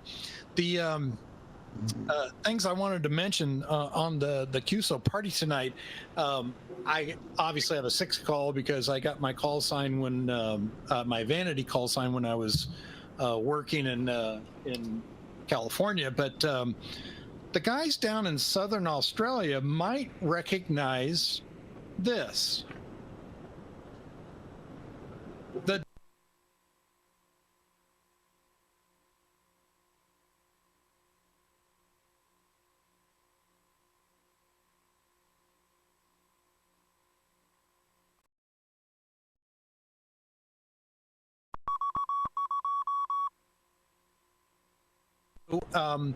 we were helping Jim get his digital StatMux encoder system up and running up on Mount Diablo some time ago. It's been successful, and so we're going to continue that trend here in Arizona, where we're going to operate DVB-S and S2. Right now, the rack is in my garage. It's one of those, oops, I got to push the right button here. So that rack of equipment is the one that we took out of Mount Lemmon, but we've modified it quite a bit. This one's going to include a bunch of capability we didn't have before. Sorry if it doesn't look too good on your screen over there, but basically it's a carbon copy of what we put up on Mount Diablo with a twist. We will have the capability to switch the DVB-S output into one of two different modes. Plus, we'll be able to light up a QA modulator on the UHF band in the needs of if we need to go to a much higher power and hit terrestrial television spectrum. So basically, with an on-off switch, we'll be able to tell the repeater to turn on QAM 64 with a lot of power, and basically become a low-power TV station in the case of you never know when you might be called on to turn on a TV station. We'll have 4 channels in a StatMux pool. We'll be transmitting AVC, SD, and HD signal in a carrier for DVB-S for the nets. We're also going to be linking the machines, as other people have mentioned. We've been using SRT very effectively to be able to send content full duplex back and forth between sites. Mainly, we've been just playing with the A10 minis that we have here to control the pictures. But so that with that new software upgrade, it's really easy to implement a quick SRT output. But we have other tools in the tool bag for being able to encode and decode SRT content. So basically linking machines. We're also working on some other neat things in the background, but so basically was just running around in the 10 and up contest that we had here in the United States. Was a couple weekends ago, and managed to break my radio during the contest, but it's okay. It'll be back out for the next weekend coming up in September, and so we're looking forward to that. Looking for more feedback from other people on the meeting tonight, but basically we'll have more to discuss during roundtable. Looking so much forward to getting our own geosynchronous satellite someday in the future here in the United States. Come on, Elon Musk, we need a friend. So basically, I'm really jealous that the guys over in Europe have one and we don't. So I'm like, okay, we need something like that over here. And that's all for me. This is Joel, KD6W in Tucson. Back to you. KD6W, KC6JPG. Wow, Joel, I'll tell you, that rack looks absolutely beautiful, my friend. Great job, and thank you very much for showing the Arizona weather to everyone around the world, including our wonderful people in Australia. And so, Peter, I'm going to definitely turn it back over to you for your response. And love seeing you guys having a great time. And then we'll pick it up again on wave number 2. And that's when we're going to check in the RF side of everybody, of coming in on the repeaters on Mount Wilson, Santiago Peak, Oat Mountain, Snow Peak, and Job's Peak as well. So, Peter, back to you. KC6, JPG, Rancho Cucamonga, California, United States of America.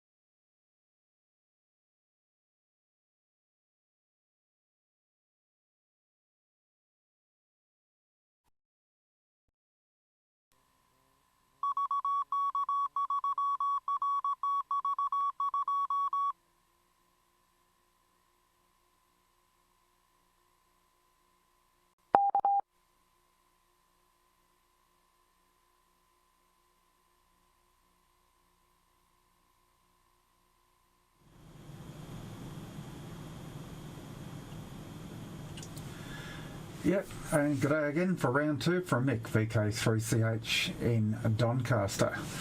Yep, very interesting as always every year to see what everyone else is up to, and yeah, quite a lot of different ideas get showcased there. So yeah, as you saw by my last lot there, we've been getting into the microwaves, and the IC905 has certainly put some ideas in our head. We can't really do microwaves from our QTH where we are. We're in a bit of a dip, so it doesn't really lend itself to that, so we just have to go portable a bit more often than what we normally would. The only trouble I've got is, you would have seen with the entire device I've made, it weighs 16 kilograms, so it's a bit of a weight to put on the stand each time, but there you go. As years go by and our strength disappears, we might split it up into different bits, but you sort of might lose a bit, you know, in the leads, a bit of RF, because yeah, it gets pretty lossy up there, but anyway. And yeah, nice that we can do television with it, even though it's just the simple FM TV. But that will probably expose a lot more new hams into television that wouldn't have maybe gone down that path, so that's a good thing. Alright, that's about all I've got, and I think we've got quite a few stations about, so we'll catch you all and later tonight when we go across to Europe. So cheers from Mick, VK3CH.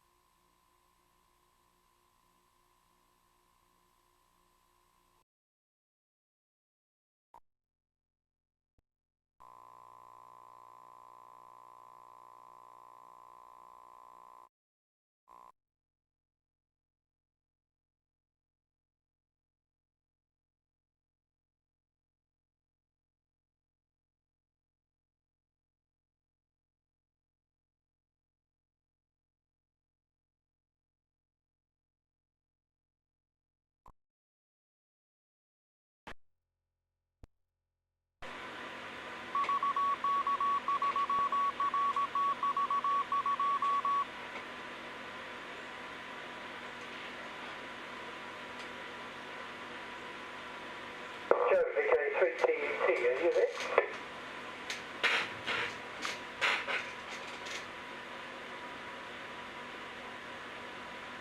VK3TE, VK3BFG.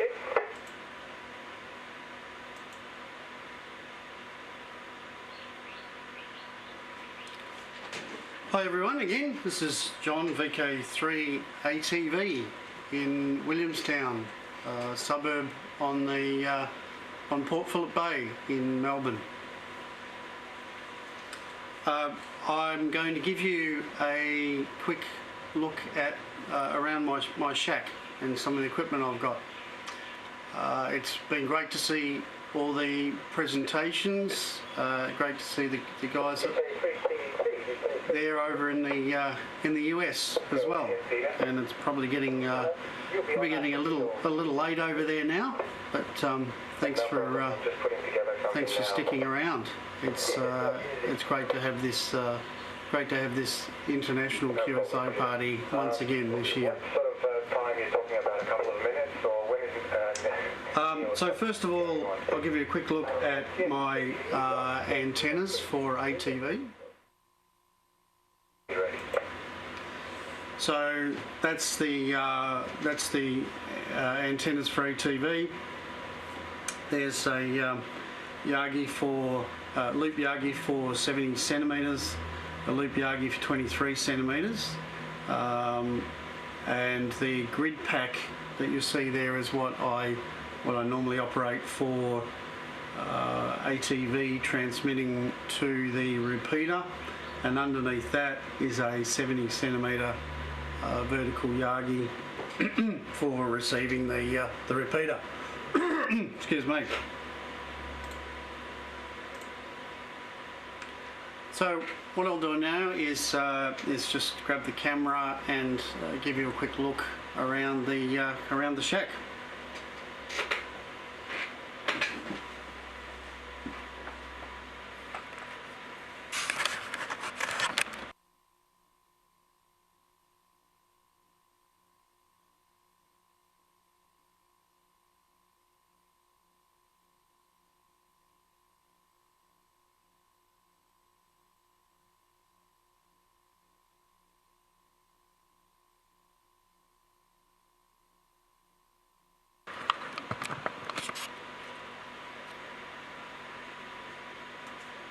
Okay, we back? Okay. All right, we won't, I won't pick up the camera because I've misplaced the battery. So as soon as I unplugged the power, of course we lost the camera. So apologies about that. I'll just swing the camera around on the tripod and try and give you a bit of a look at what's in the shack.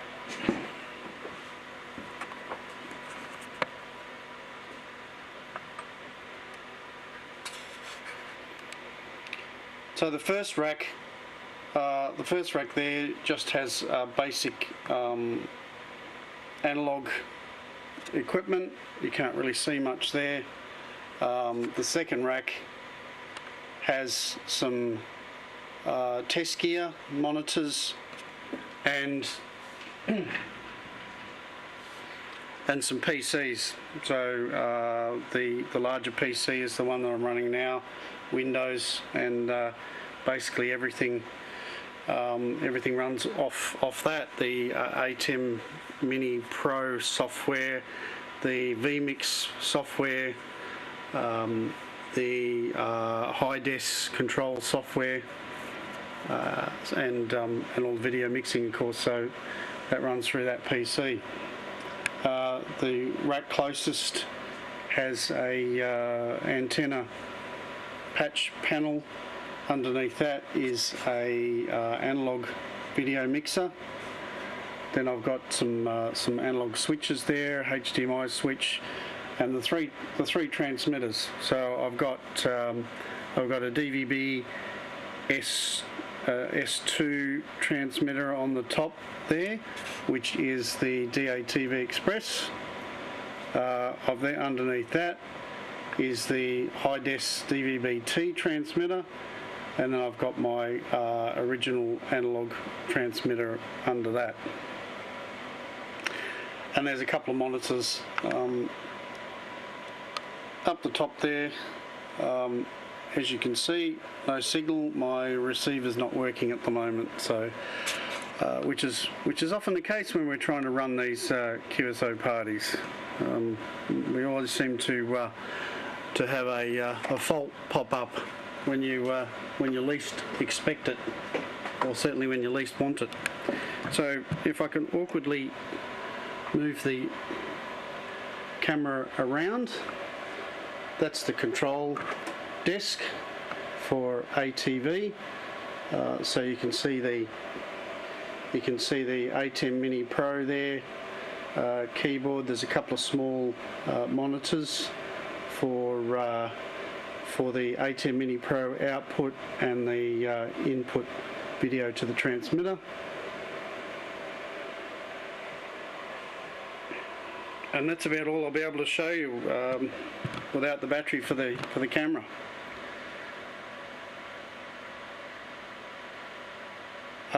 And there's a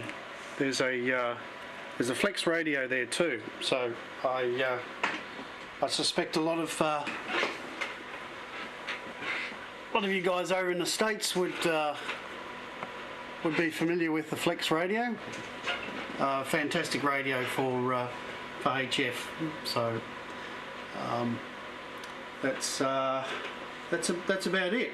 So thanks for watching, and thanks for showing all your projects, and it's great to see some faces and some shacks and some projects. So keep it up. Look forward to the next rounds. So I'm going to pass it now over to Jeff, VK3 GE, who's got another session for us. So I'll shut off and we'll have a look at Jeff. So this is John, VK3 ATV, saying cheers.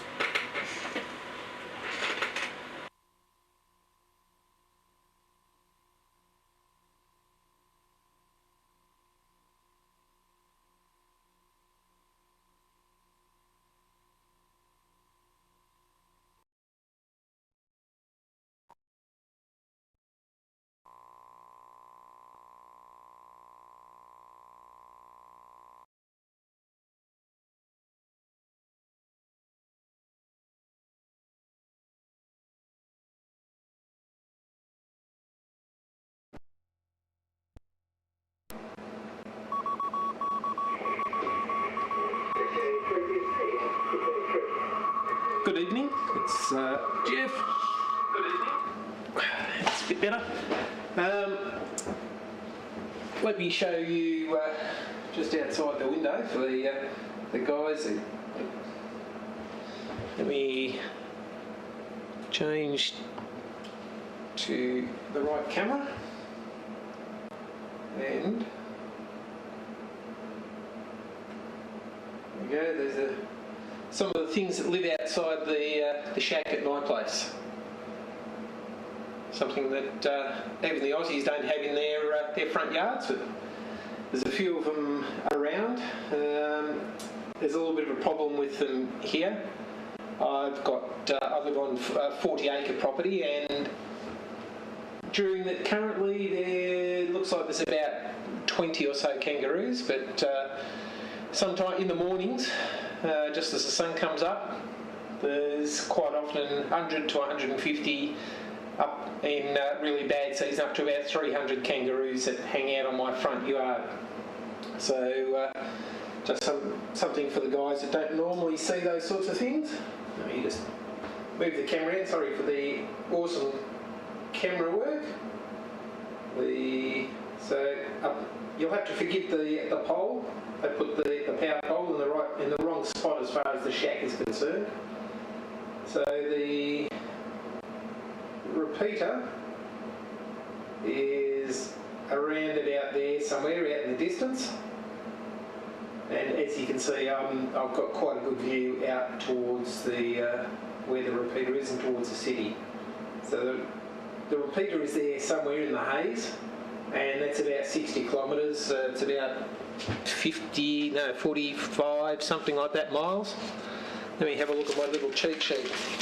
What's that? It's just a touch under 40 miles. The equipment that I use here is,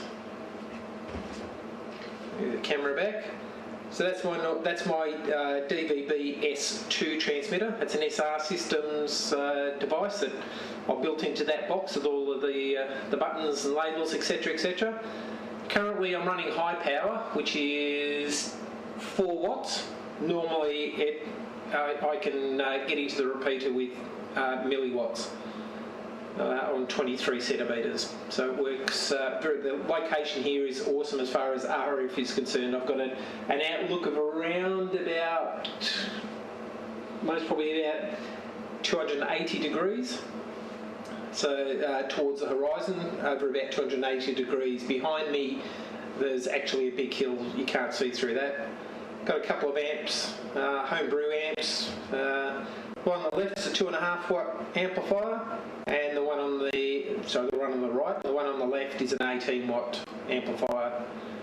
If need be, that's a high des DVB-T transmitter. So I just flick a couple of switches and power that up, and I can use that.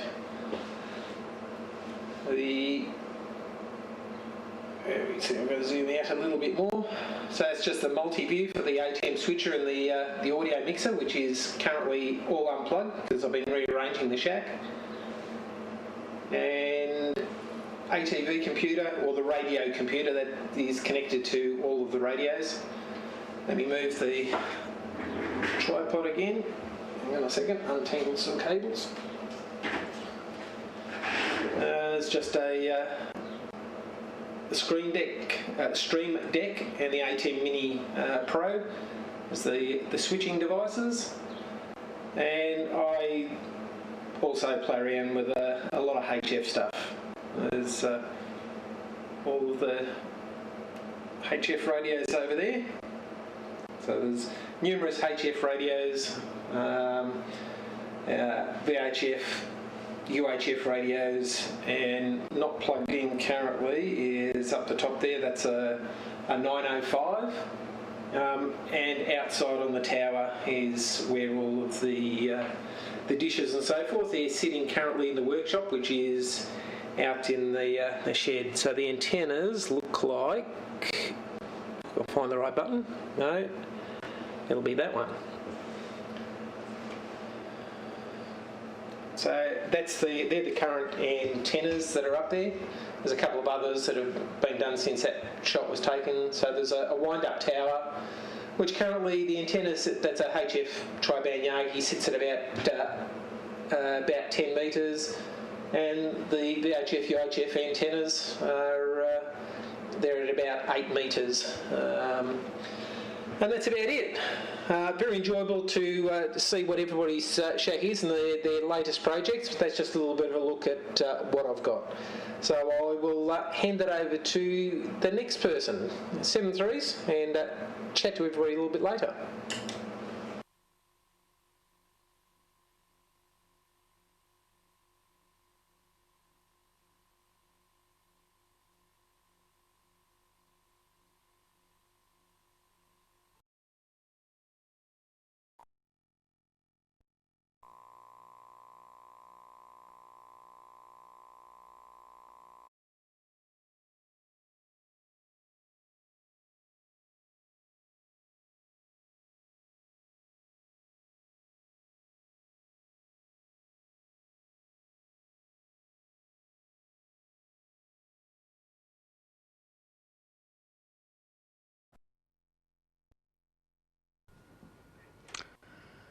Right. Hello there, good morning and good evening. I'm Neil, VK3BCU. I've had my licence since 1970, would you believe? I was all of 16 when I got my licence. I used to come back from school and work 40 metres. I was a HF man when I first started, and 40 metres using a 6v6, driving an 807, using an old tape recorder as a modulator. That was a long, long time ago, another lifetime ago. I've got a few slides to show you just of what I'm currently running at the moment, so please bear with me as I press some buttons and do some magic. Hopefully it'll all work. Okay, right. So that's the amplifier I'm currently using, which is something we found on AliExpress. If I can get this mouse to work, we'll move on to the next slide.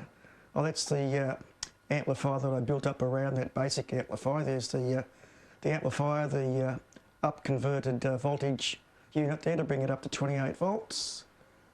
And that's my shack, what it looks like now. Basically, that's the control centre for amateur TV. And that's the transmitter I'm currently using, which is just the modulator.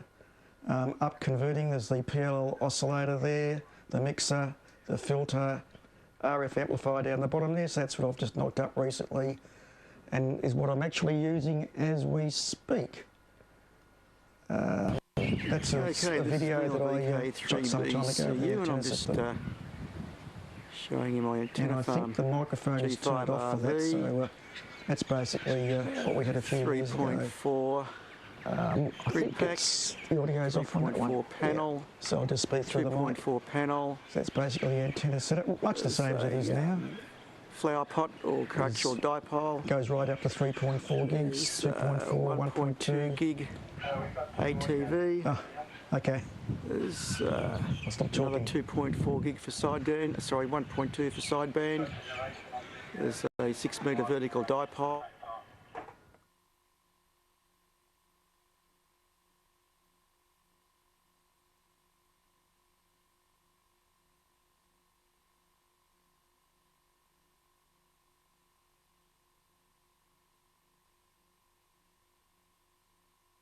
For 10 metres. Yeah. Across here we've got where are we? 2 metre 5 element Yagi and a 3 element Yagi.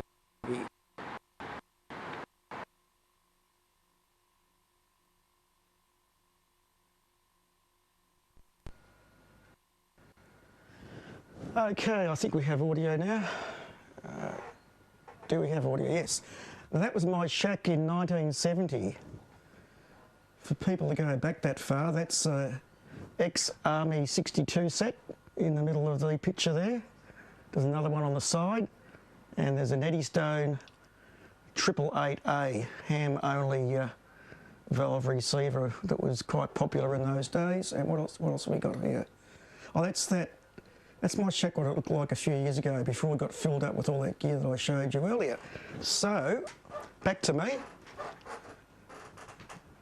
Hopefully it's back to me, it is. So, that's my crude attempt for the ATV party. And I think it's going really, really well, Peter. There's been the usual technical issues, which is what we expect. So, it's been great, really enjoying it. So, I'm not sure who's taking it next. I think Joe's taking it next. I'm on DVB-T, Joe, so you should be able to do a quick changeover when you see the no signal come up. That's how it usually works. So take it away, Joe. Right.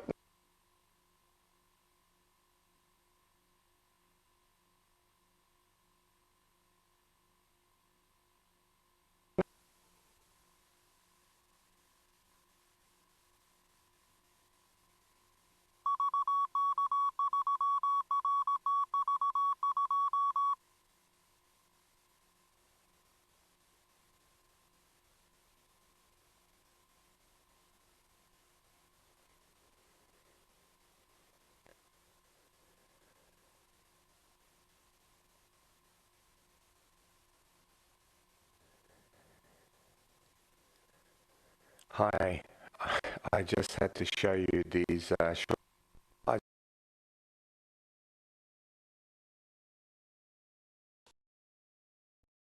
of this and the links for more on my QRZ page for those that are interested in pursuing this rabbit hole just as I did. Enjoy it.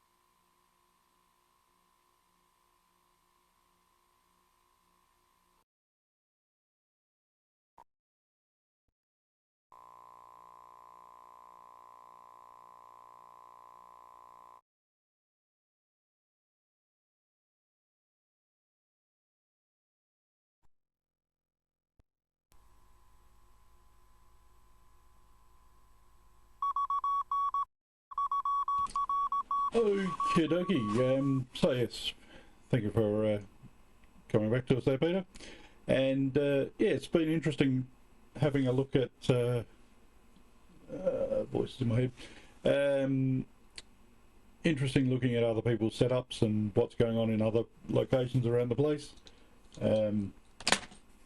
The feedback on the back channel is not helpful at times, but yes, it's all going well generally. I believe we've got a few problems over there in RTV and automatic announcements on radios that are annoying too. But yes, it's all ticking along quite nicely. Hasn't been many people here in the Upper Spencer Gulf available today, which is disappointing. So I know a couple are unable to due to medical reasons, but yeah, it's been a little bit disappointing. I'll hand it over to John while I get myself sorted. So I'll hand it over to you there, John. Drop my carriers now.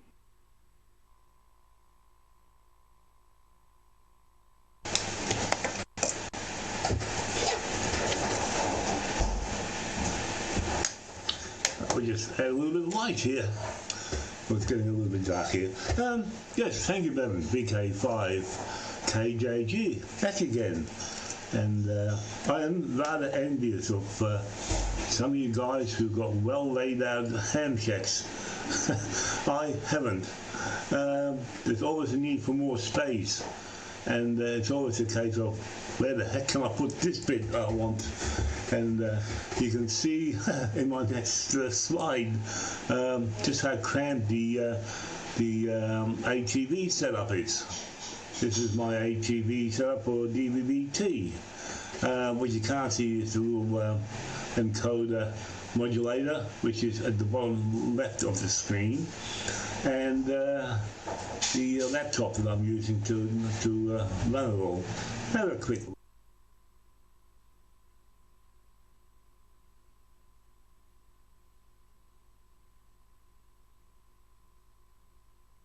And I guess you could agree with that principle. But anyway, Bevan did make mention of the fact that Bevan and I are next door neighbours, and I've been in AM radio for 45 years. I started about 1979, and I was in ATV since 2016. In fact, it's been 8 years and about a fortnight. I commenced the 16th of August 2016, so there you go. Getting older by the minute.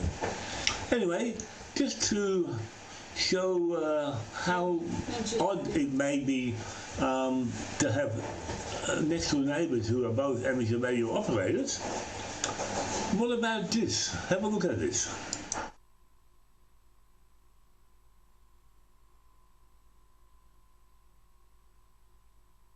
Well, here we are, travelling down a seemingly normal street. Much like any other street. By the way, do we have an amateur radio operator living here? Well, yes, we do. It's I, VK5KJG. Operating on HF, VHF, UHF, ATV, and digital radio in the form of D-Star, Fusion, and DMR. Not really anything out of the ordinary, except next door to my QTH is another amateur radio operator, my good friend Bevan, VK5BD, who you have already met as the net controller for tonight's QSO party from Whyalla in South Australia. But is it unusual to have two amateur operators living next door to each other? And I would have to say it's fairly unusual, but not unheard of. But wait, there's more. If you look closely at the scene, we can see another antenna tower next door to Bevan. This is Arnie, VK5NEX. So there is three operators living next door to each other. That, I would suggest, is probably a bit rare. I have not heard of that before, anywhere.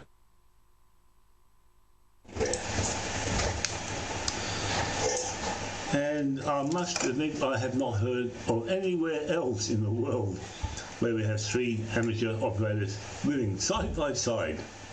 And if anybody comes complaining about TVI, we will just send them around the circle called the Three Houses of Hell in Whyalla. Anyway, that's my effort for tonight. Thanks everybody to allow me to come up, and thanks Bevan for coordinating the Whyalla end. So this is John, VK5KJG, wishing you all well. 73s everybody, and it's back to Bevan.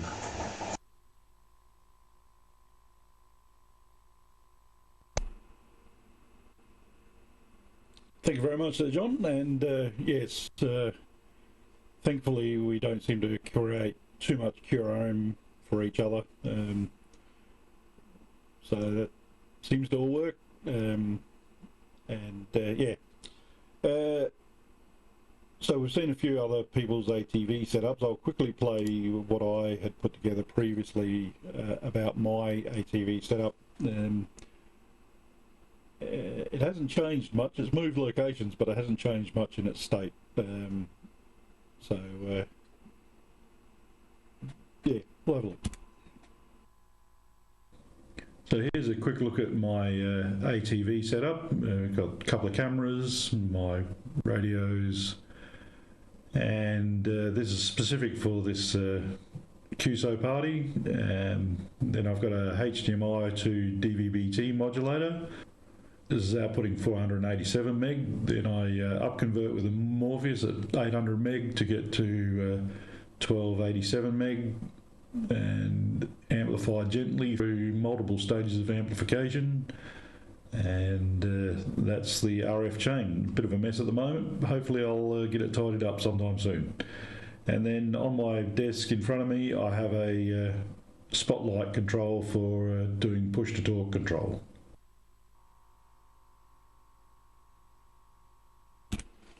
So yeah, there we go. Well, that was my setup for a couple of years ago now. Basically all the same equipment. The ATV transmitter is the same, but yeah, I've compacted a lot of the computer stuff down to the one computer, and yeah, using headphones to avoid trying to have audio feedback, because that seems to be the thing that catches us out the most, is audio. We seem to get video pretty right on these QSO parties. But anyway, it seems to be going reasonably well. That's it from us over here, unfortunately. Yep, out of the 7 or 8 operators that we normally have in this area, yeah, there's only 2 of us available today. So yeah, back to you there, Peter. Thank you very much for hosting this again.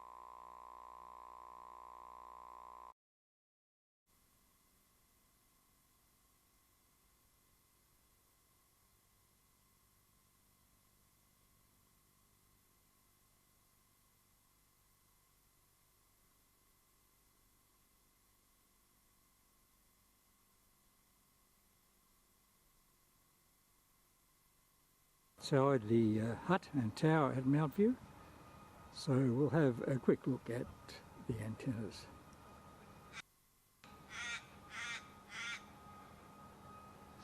Right up the top is the transmit antenna. See there, it's phase dipoles. And then if we come down a little bit from there, you can see one of the panels there. There's 3 altogether.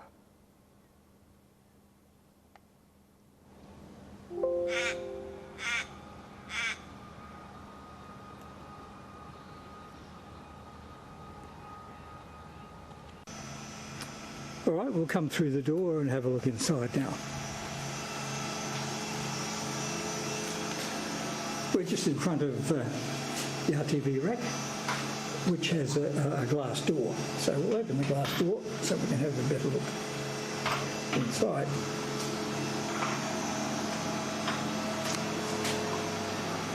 So right up the top there, you can hardly see it because it's shadowed by the rack, a couple of pies, and there the BA2C stream and also the SRT input up there. Then running down the rack we have the combos, and of course there's plenty of room in the trays there for. Well, we're outside the hut and tower at Mount View, so we'll have a quick look at the antennas.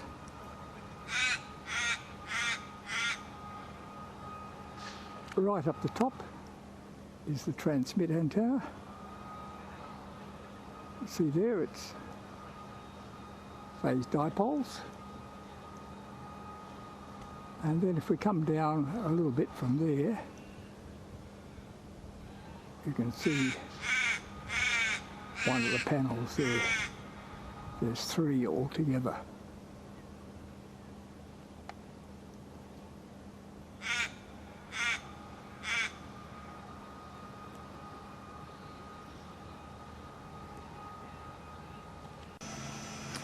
All right, we'll come through the door and have a look inside now. We're just in front of the RTV rack, which has a glass door. So we'll open the glass door so we can have a better look inside.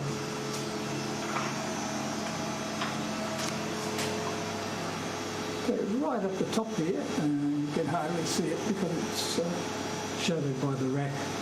A couple of pies, and there the VA2C stream, and also the SRT input up there.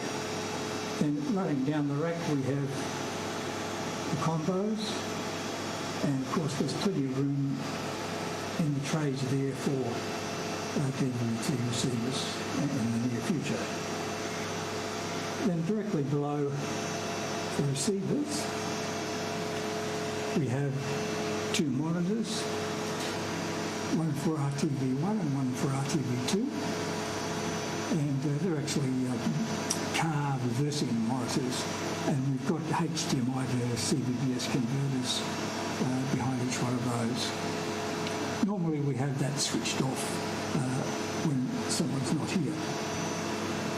At the moment, you can see there we've got the local transmit enabled, and down the bottom here we're indicating RF power, and over here I have a TV set on the wall with a strong set-top box, and that enables me to see what's coming out of the system. So the first controller here is for RTV1.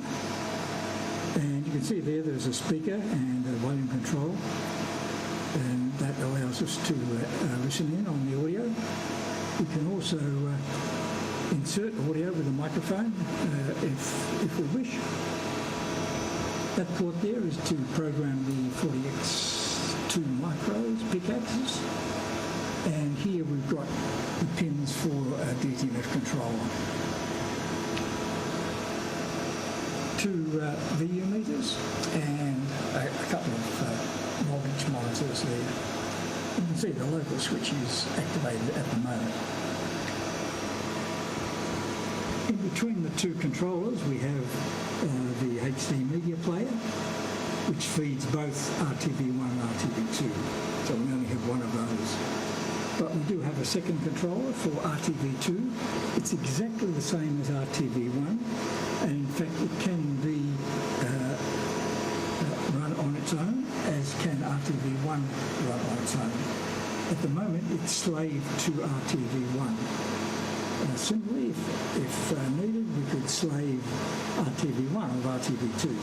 Both controls are absolutely identical and configurable either as a slave or as a master.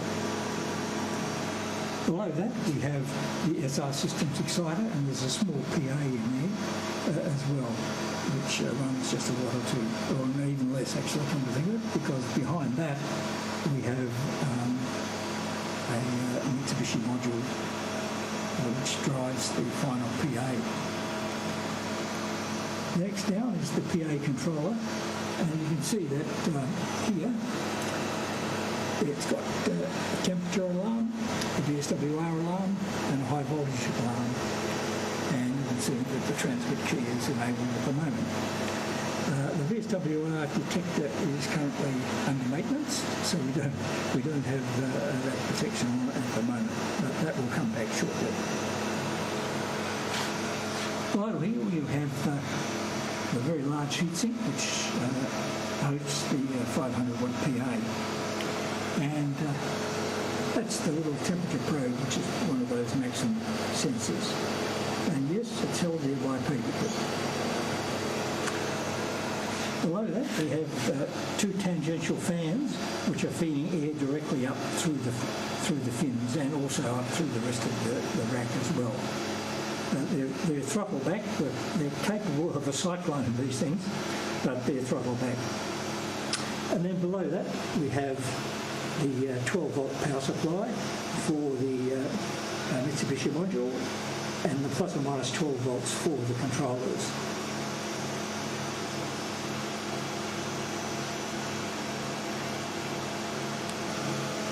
And right down the bottom is the 50-volt power supply for the PA.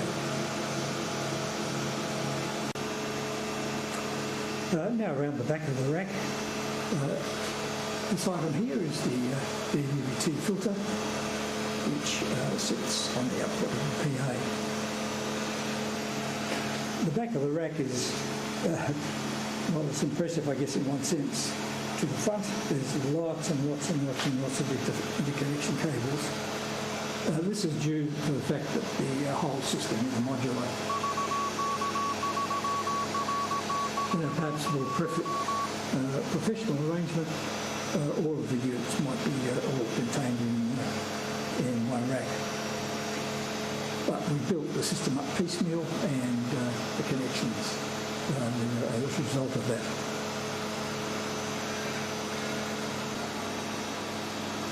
Up the top there, you can see the Raspberry Pis, at least one of them. And of course that's connected directly to our internet connection.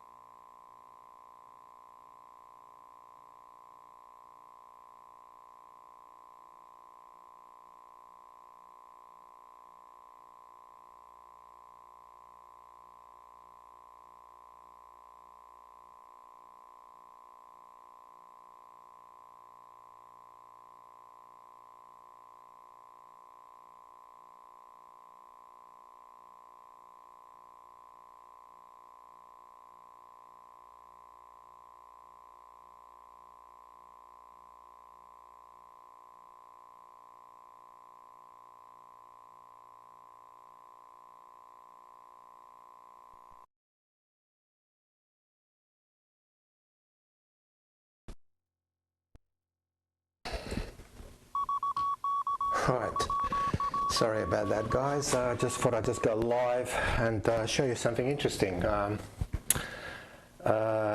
Basically, I got a little power meter on AliExpress. That's basically what it is. It's here. Nothing special, about $50. All it needs is just USB power. There's data coming out of there as well, but for now that's not being used. And what do we got? We've got an SMA here. We've got some control buttons, and I'm just using a tiny SA Ultra. This device can be used as a generator as well. So what I'm going to do, I'm going to select the signal generator, and it's set for 10 megs, and output level is minus 18.5 dBm. It's pretty accurate. So what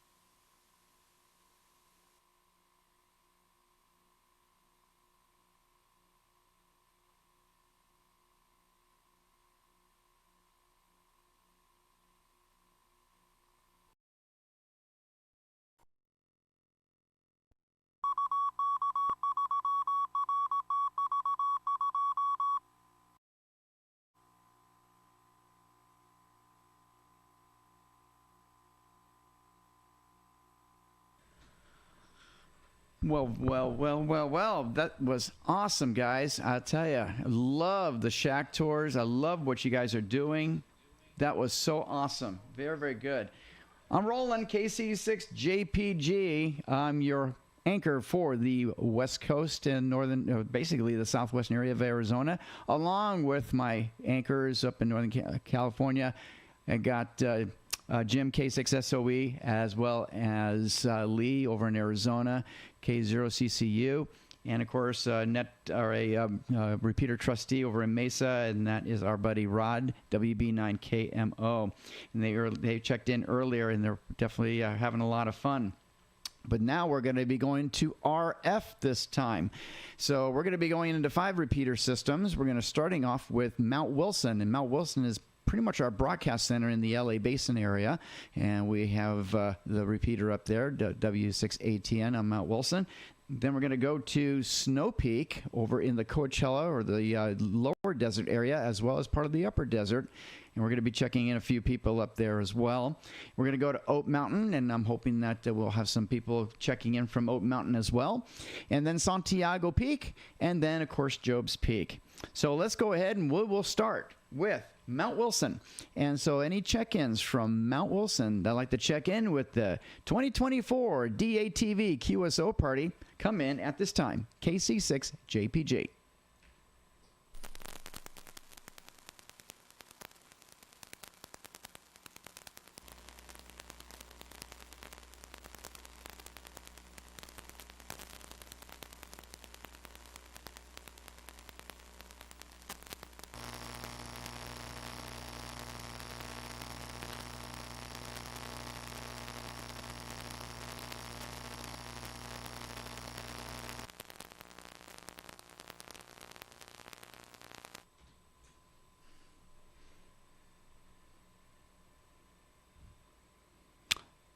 We're going to go to Snow Peak this time, and we're going to check in Keith, N6GKB in Yucca Valley. So, Keith, it's great to see you, my friend, and how's it going tonight? Going good. Just checking in here real quick. Up here in the high desert, where it's been approximately in the mid-90s, and staying down in the upper 60s at night. Getting a little cool, but we still got plenty of heat for the summer coming. Other than that, yeah, I'm getting my RFs reset up here hopefully soon with the president of the club out here, my brother. Not sure if he's on tonight, but yeah, we're coming in from Snow Peak. Yucca Valley's out here about 25 miles north of Palm Springs, about 120 miles east of Los Angeles, and approximately 3,800 feet level of mountains up here. We do get a little bit of snow, but not enough to really go complain about, just enough to have fun.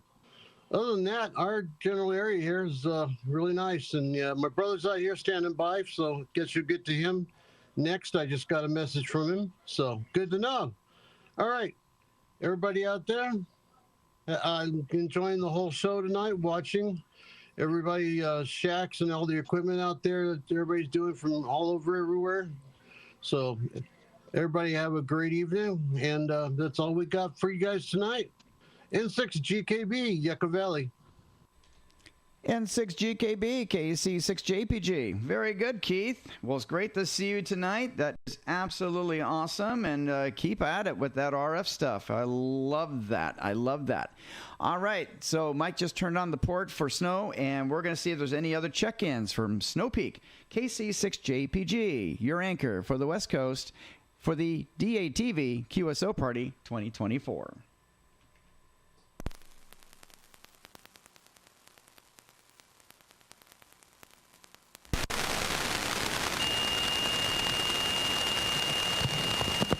Hey, Roland, KJ6DQR.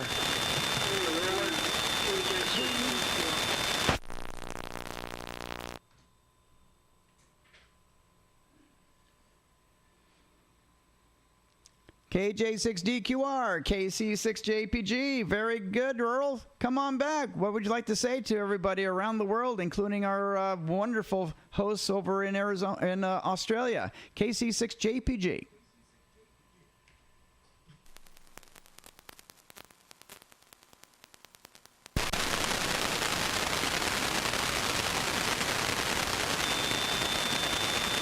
Well, my name's Earl Haltman. I'm KJ6DQ. I'm located here in Cathedral City, California. I'm about 5 miles southeast of Palm Springs. We're just coming out of summer here. It's just still a little warm. It's been about 103 or 4 during the day, but here shortly we'll start to cool off. Anyway, just enjoying the hobby. I'm an electrical swimming pool contractor here in town, 48 years now, yeah. And that's about it. I hope everybody is doing well, so on and so forth. KJ6DQR. Thanks, Roland.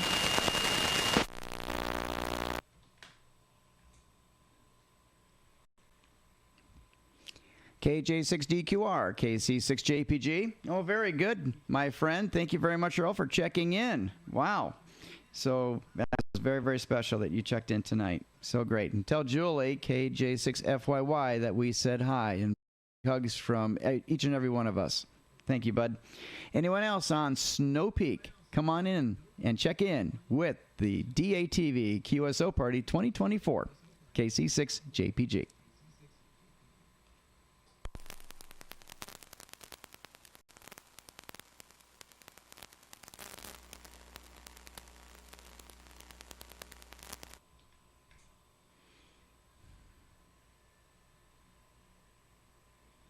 All right, let's check in Oat Mountain, and that serves the northwestern area of Los Angeles Basin, which includes the San Fernando Valley, Simi Valley, Santa Clarita Valley, parts of Ventura County areas.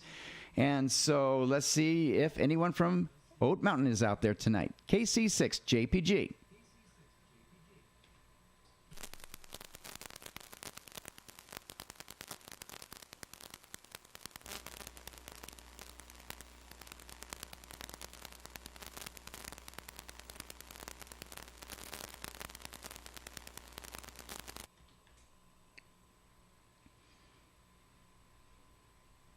Well, we have three. Usually during our nets on Tuesday nights, we have three wonderful gentlemen that comes on the Oat Mountain repeater system. And, of course, that's Alan, W6IST, and he's been a ham for many, many years. He lives out there in Porter Ranch, which is over by, the Simi Valley, close to Simi Valley area.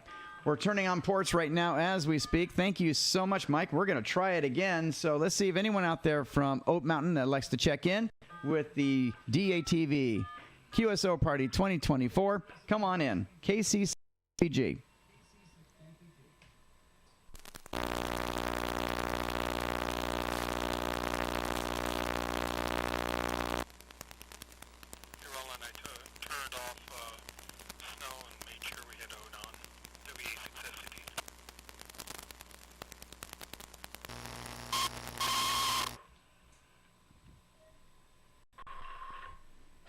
All right, we're going to go to Santiago.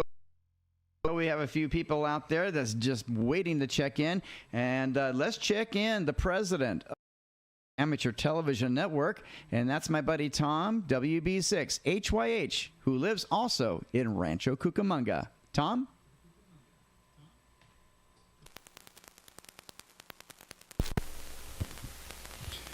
Well, here I am, WB6HYH, and yeah, we've been watching all the great video from everybody down under there.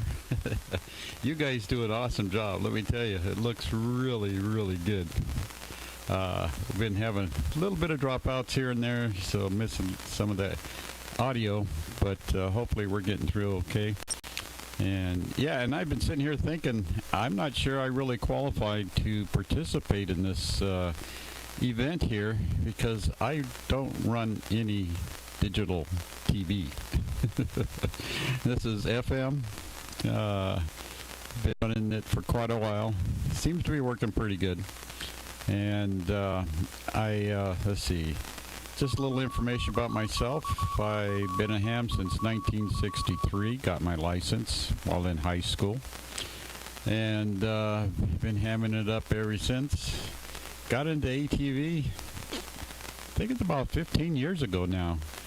I know it's over, I was thinking it was 10, but no, I've been retired for 10, and I was in it for about 3 or 4 years before that at least, so it could be approaching 15 years of ATV here now. But I've been having a lot of fun. Thanks to all the guys here. I'm an HF person mostly. I have antennas on my roof. Maybe one of these days I'll do a video and be able to show everybody, but I have antennas that cover all the ham bands from 160 meters up to 2.4 gigs. I'm missing 2 bands in there actually. There's 15 ham bands here in the United States. Not sure about everywhere else, but in that range there's 17 ham bands, and I cover 15 of them. I've got 2 towers. One's mainly for VHF, UHF, ATV, and then the other one's for HF, and I trap dipole. So, and I have a lot of fun on HF. We do a little bit of VHF here and there, and UHF, and somehow I got into this ATV stuff a long time ago, and been having a lot of fun with it. Don't really still understand it all, but one of these days maybe we'll get there. But let's see. So, yeah, as I said, this is FM. I have an analog receiver and analog transmitter, and it's been doing good for me for quite a few years now here. And like I said, and like Roland said there, I'm presently the president of the Amateur Television Network. Enjoy doing that. Try to encourage people to get on the air, and that's about it. Don't have any real good video to show or pictures or anything, but we'll look forward to doing this again next year, and maybe we'll be a little more up to the times of doing things like our friends down under there do. You guys are doing an excellent job. I've really been enjoying watching what you guys have down there. So, yeah, that's great. So with that, I'll turn it back to you, Roland. This is Tom. Yeah, also in Rancho Cucamonga, California. WB6HYH. Take it away, Roland.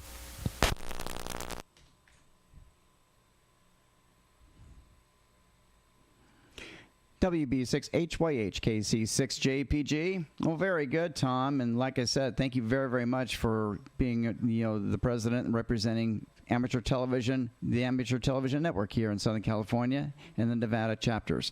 So we really appreciate all the work that you're doing, my friend. And I'll tell you, we're on the air, and that's what matters. So wait till they get a load of my shack.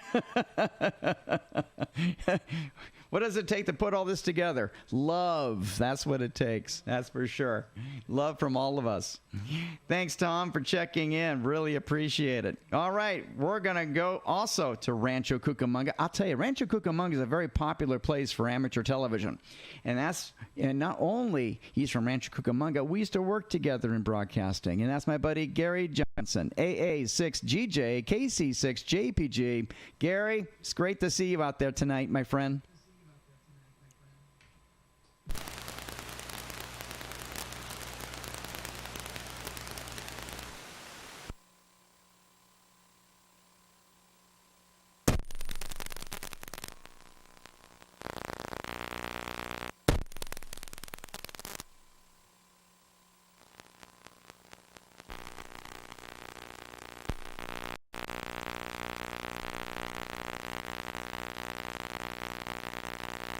Hi, Roland. And the net. KC6JPG. This is AA6GJ in Rancho Cucamonga. And let's see how long this holds together with the interference that we're getting. For everybody else on the net, I'm Gary. Oh, here we go. AA6. And I've been a ham for about 50 years. And as Roland says, I was in broadcasting, radio, and television of those years. And 25 of those years. And after that, I went into elementary school teaching, where I taught first and second grade with my wife for the last 9 years of my... Retired about 12 years ago. If it'll hold together, I'll show you my shack. Here we go. And oops, wrong one. Okay, wrong buttons.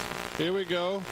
So this is my little setup now, where it's placed, and I'm using the high-des HV3. Let's wait till it comes back.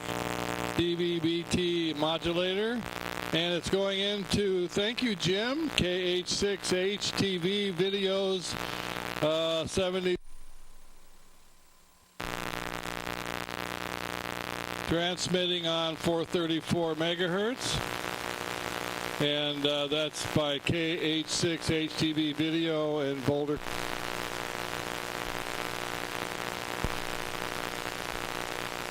If I get back from the hit. There we go, Jim in Boulder. And it puts out a little bit of power. On a good day, it puts out a little more than 10 watts. And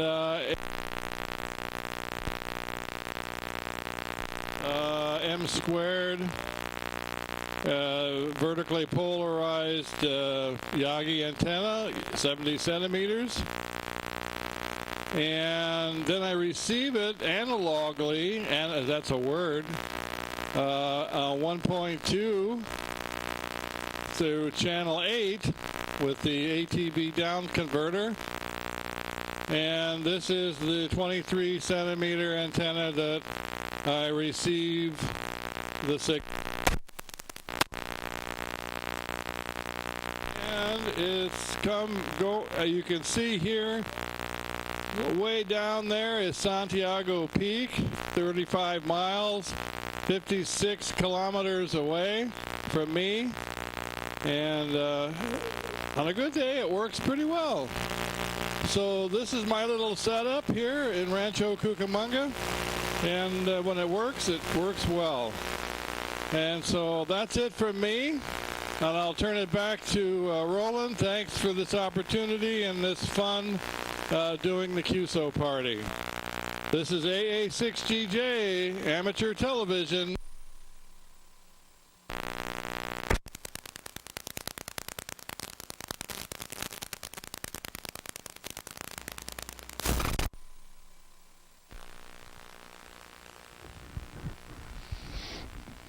Hello, everybody all over the world that's watching tonight. I am W6KVC. I've been in in television 1960. Here we go. Anyway, I'm licensed 1963. Broadcast license in 62, 63 ham license. So I go back to all tube. That's an image orthicon out of a camera that I used to push when I was working in the studio.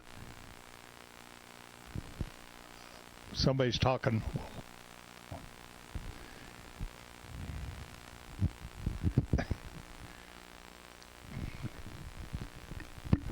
Yeah. You guys mute it if you're hearing double audio. Because I'll try muting it here. Hang on.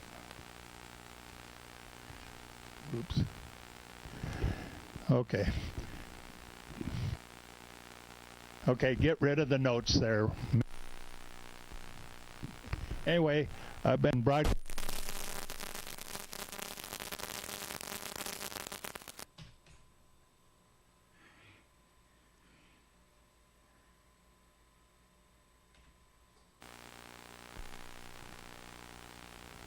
I'm getting knocked out by interference. I'm 43 miles from the repeater. Run about 10 watts with a 13 element Yagi, but still the interference every once in a while because I'm running DVB-T. Anyway, Jim can verify this. Back in about 1996, 97, somewhere right in there, I was doing ENG work. So I was up in the Bay Area, and my boss and I both were in amateur television, and I was checking in on the Mount Diablo repeater up there at the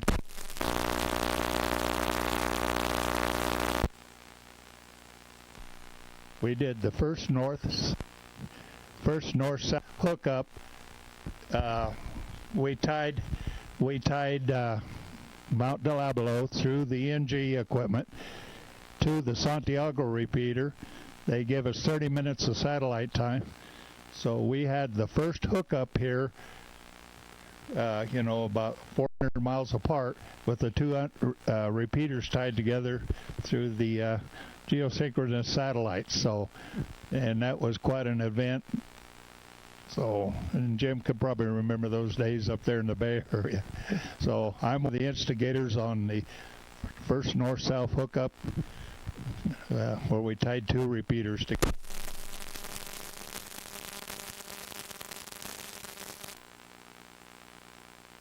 Anyway, I'm getting knocked out every once in a while. So, anyway, my background has been in broadcasting, electronics, land mobile, vehicle location. Also been a pay-call firefighter for 28 years. And still in amateur television. Mike Collis and I, which he'll be on shortly, put a repeater on Santiago Peak. So we're the instigators of that. Mike Collis was the instigator of putting up the first repeater, and he'll go into that later. But anyway, Mike and I have been tied together for many, many years in amateur television. So I started in amateur television about 1983. So been in it ever since. So anyway, we're going to turn it back.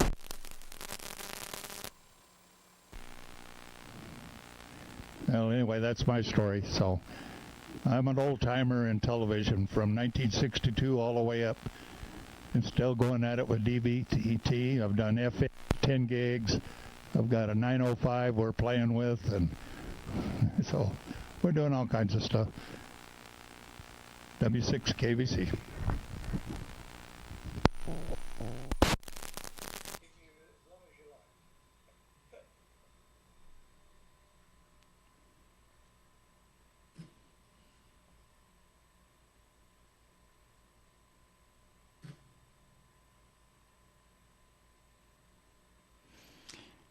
W6KVC, KC6J. Whoop, we're still flip-flopping. There we go. I think we stabilized now.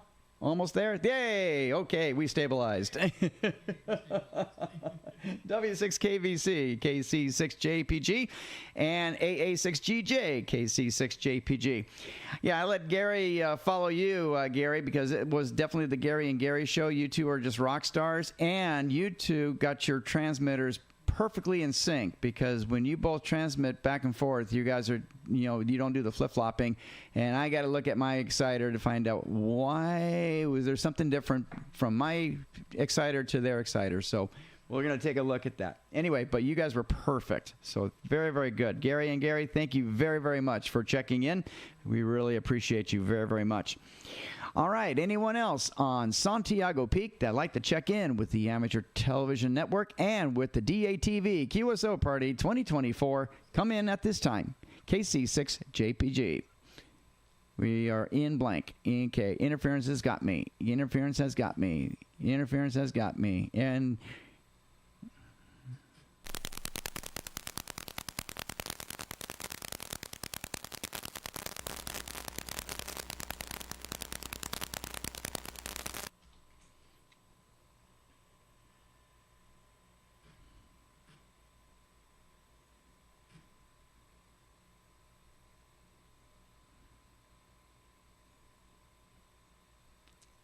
almost.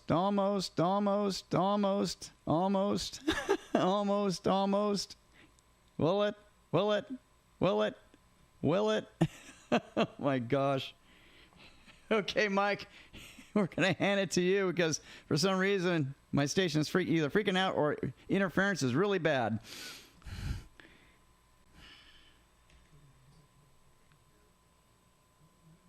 Curious if I'm able to get through the interference there or not. You're breaking up really bad at the moment. Don't know what's going on there, but is my signal able to get through okay? If you can get through.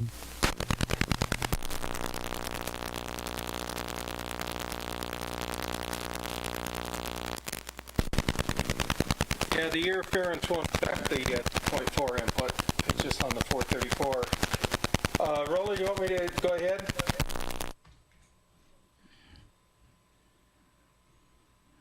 Go ahead, Mike. You got the floor. WE6SVT, KC6JPG. Take it away, Mike.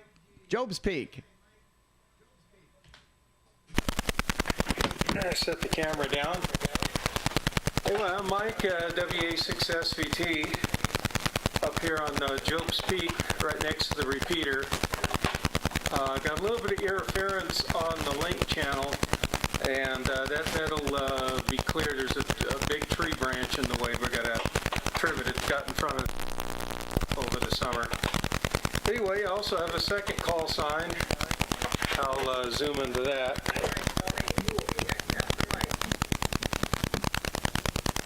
And PP6MC from Pitcairn Island. So I've got a house rented down there.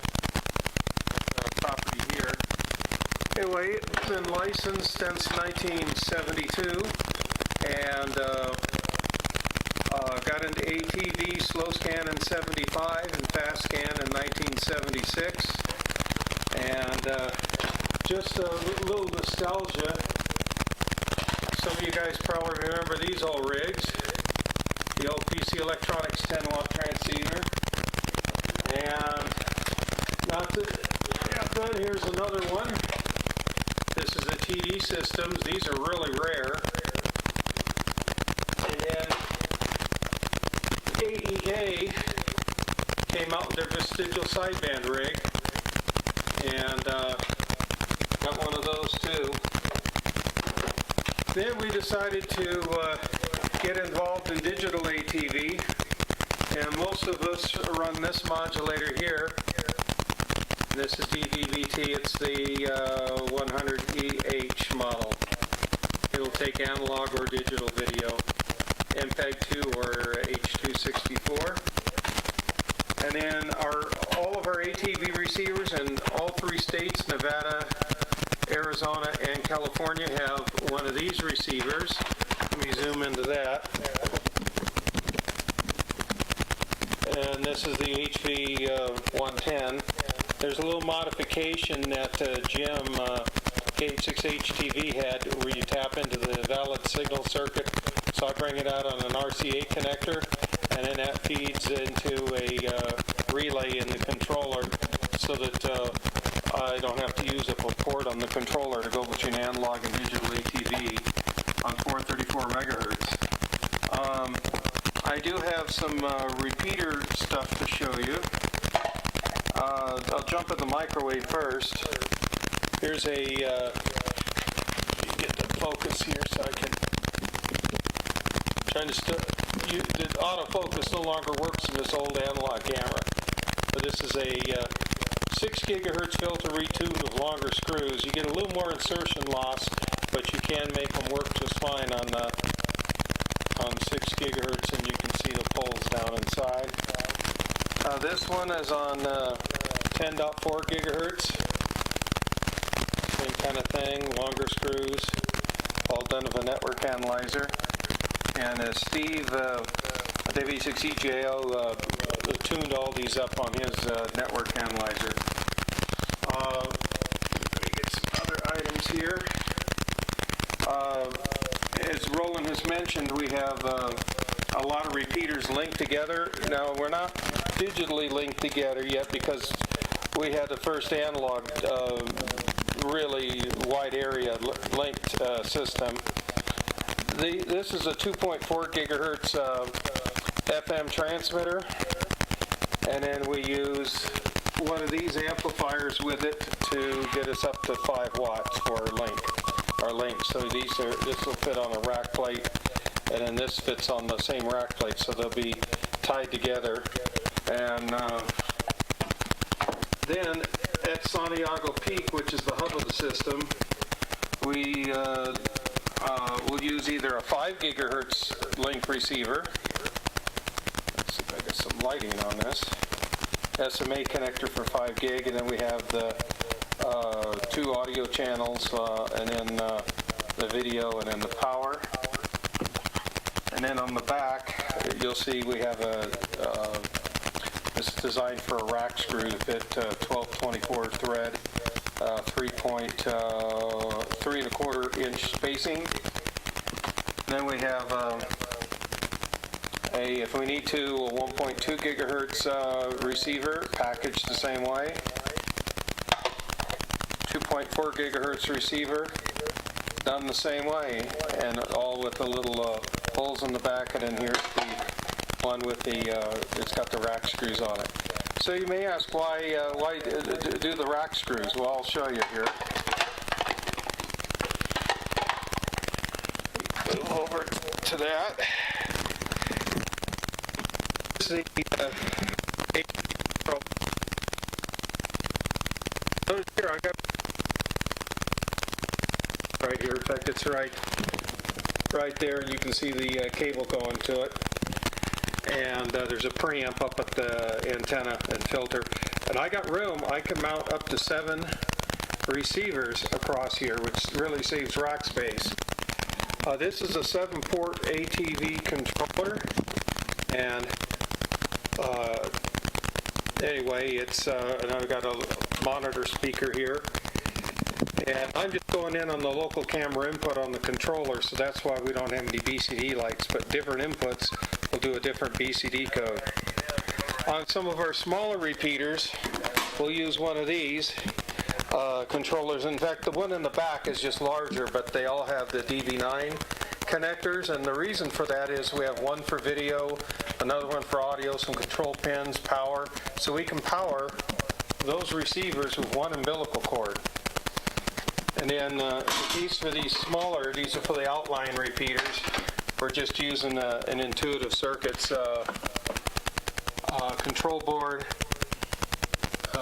OSD overlay, and then there's an audio. That's the audio board. It's again the same kind of thing as you saw here. When we go to all digital, we'll have to build all new controllers and do some new designs. This is kind of old school, but it still works. In the case of the analog, the repeaters that are still on analog, we're getting ready to move them out Wilson Digital. We'll use a cable TV modulator. There's one here. The tape on there is just let somebody know that the RF output has to stay at that level or you'd overdrive the amp. Oh, inside, I didn't take the cover off, but we have an up converter. Yeah, I don't know if you can see it down to the rack, but the up converter is in here to go to 1.2 gigahertz.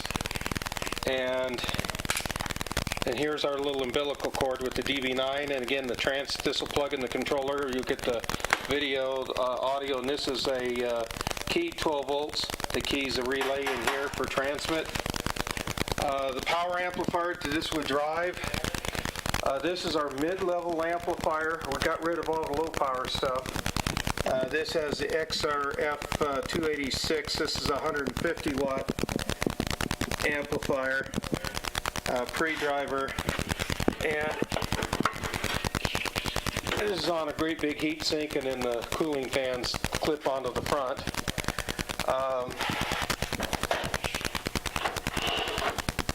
This is typical of one of the microwave receivers or the transmitters that we'll use for 5 gigahertz.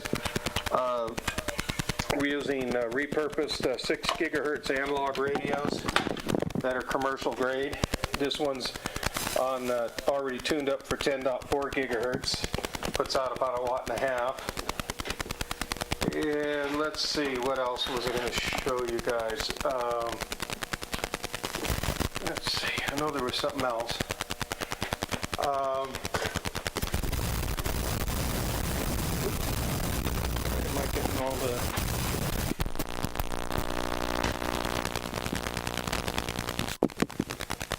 Yeah, had a flaky. Yeah.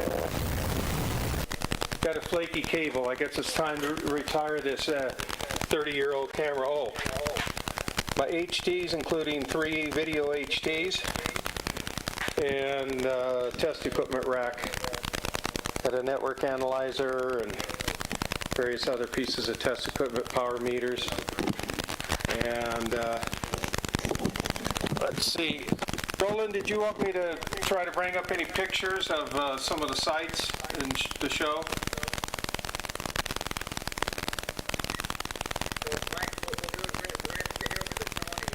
Okay. All right, I'll drop off. WA6SCT.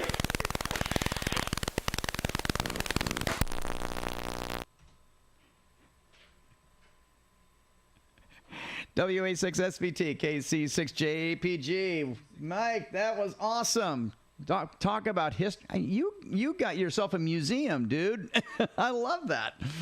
So very, very good. Thank you very much for sharing it. And then, yeah, when we go to wave round number 2, after we check in our chapter stations, definitely like to show the Pitcairn Island if you have time. That would be wonderful. All right. Well, what we're going to do now is we're going to swing back to Down Under. And before we go back to Peter, we're going to go to Tony, VK7AX, over there in Overstone in Tasmania. And Tony, it is so great to see you, and thank you very, very much for being involved with the ATV QSO party. You're looking very, very awesome, my friend. How's it going? Thanks, and I'll tell you, you guys are rock stars, all of you. Take care, and right to you, Tony, KC6JPG to VK7AX, right to you, my friend.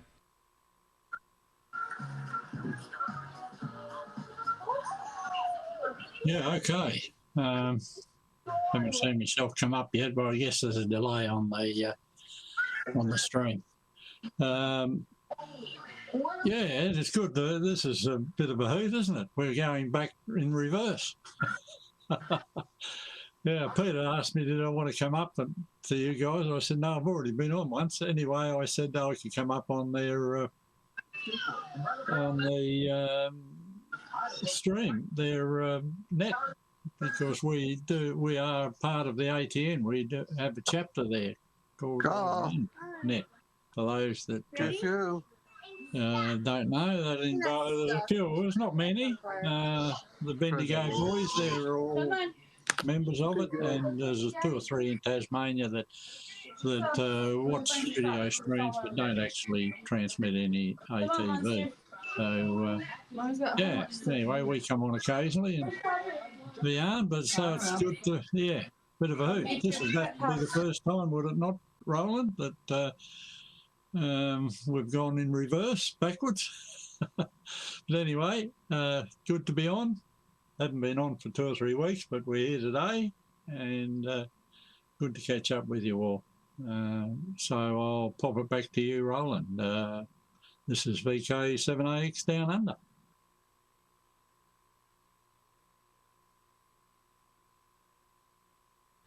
VK7AX, KC6JPG. Very good, Tony, and thank you so much for being a part of this this great event. I'll tell you, 12th annual, and I'll tell you, it's getting more fun each and every time we do this, and I'm loving this. Loving seeing just the vast different technologies that we have throughout the world and what we're doing, and especially with the digital part, with the DVB-T and the T2s, and with Joel, with the DVB-S and the S2s, and it's just been really fantastic. So thank you very, very much, Tony, for the ride. We appreciate it. And now what we're going to do is we're going to take it over back to Peter, VK3BFG. Peter, right back to you, my friend.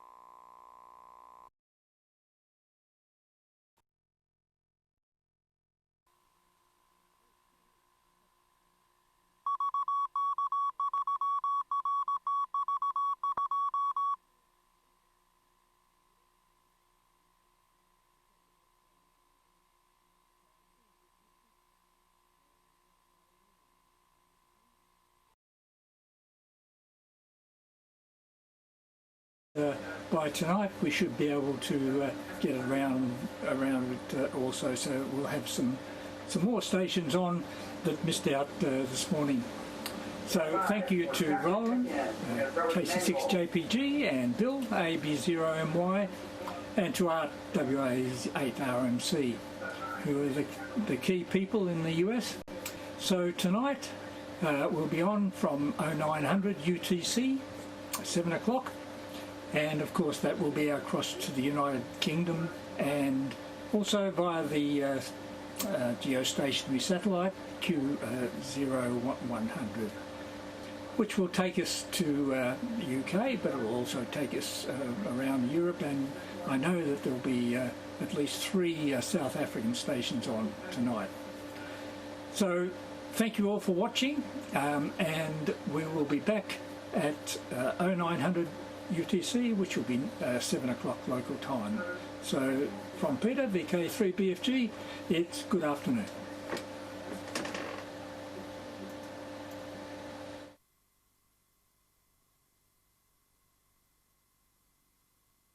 Chapter check-in.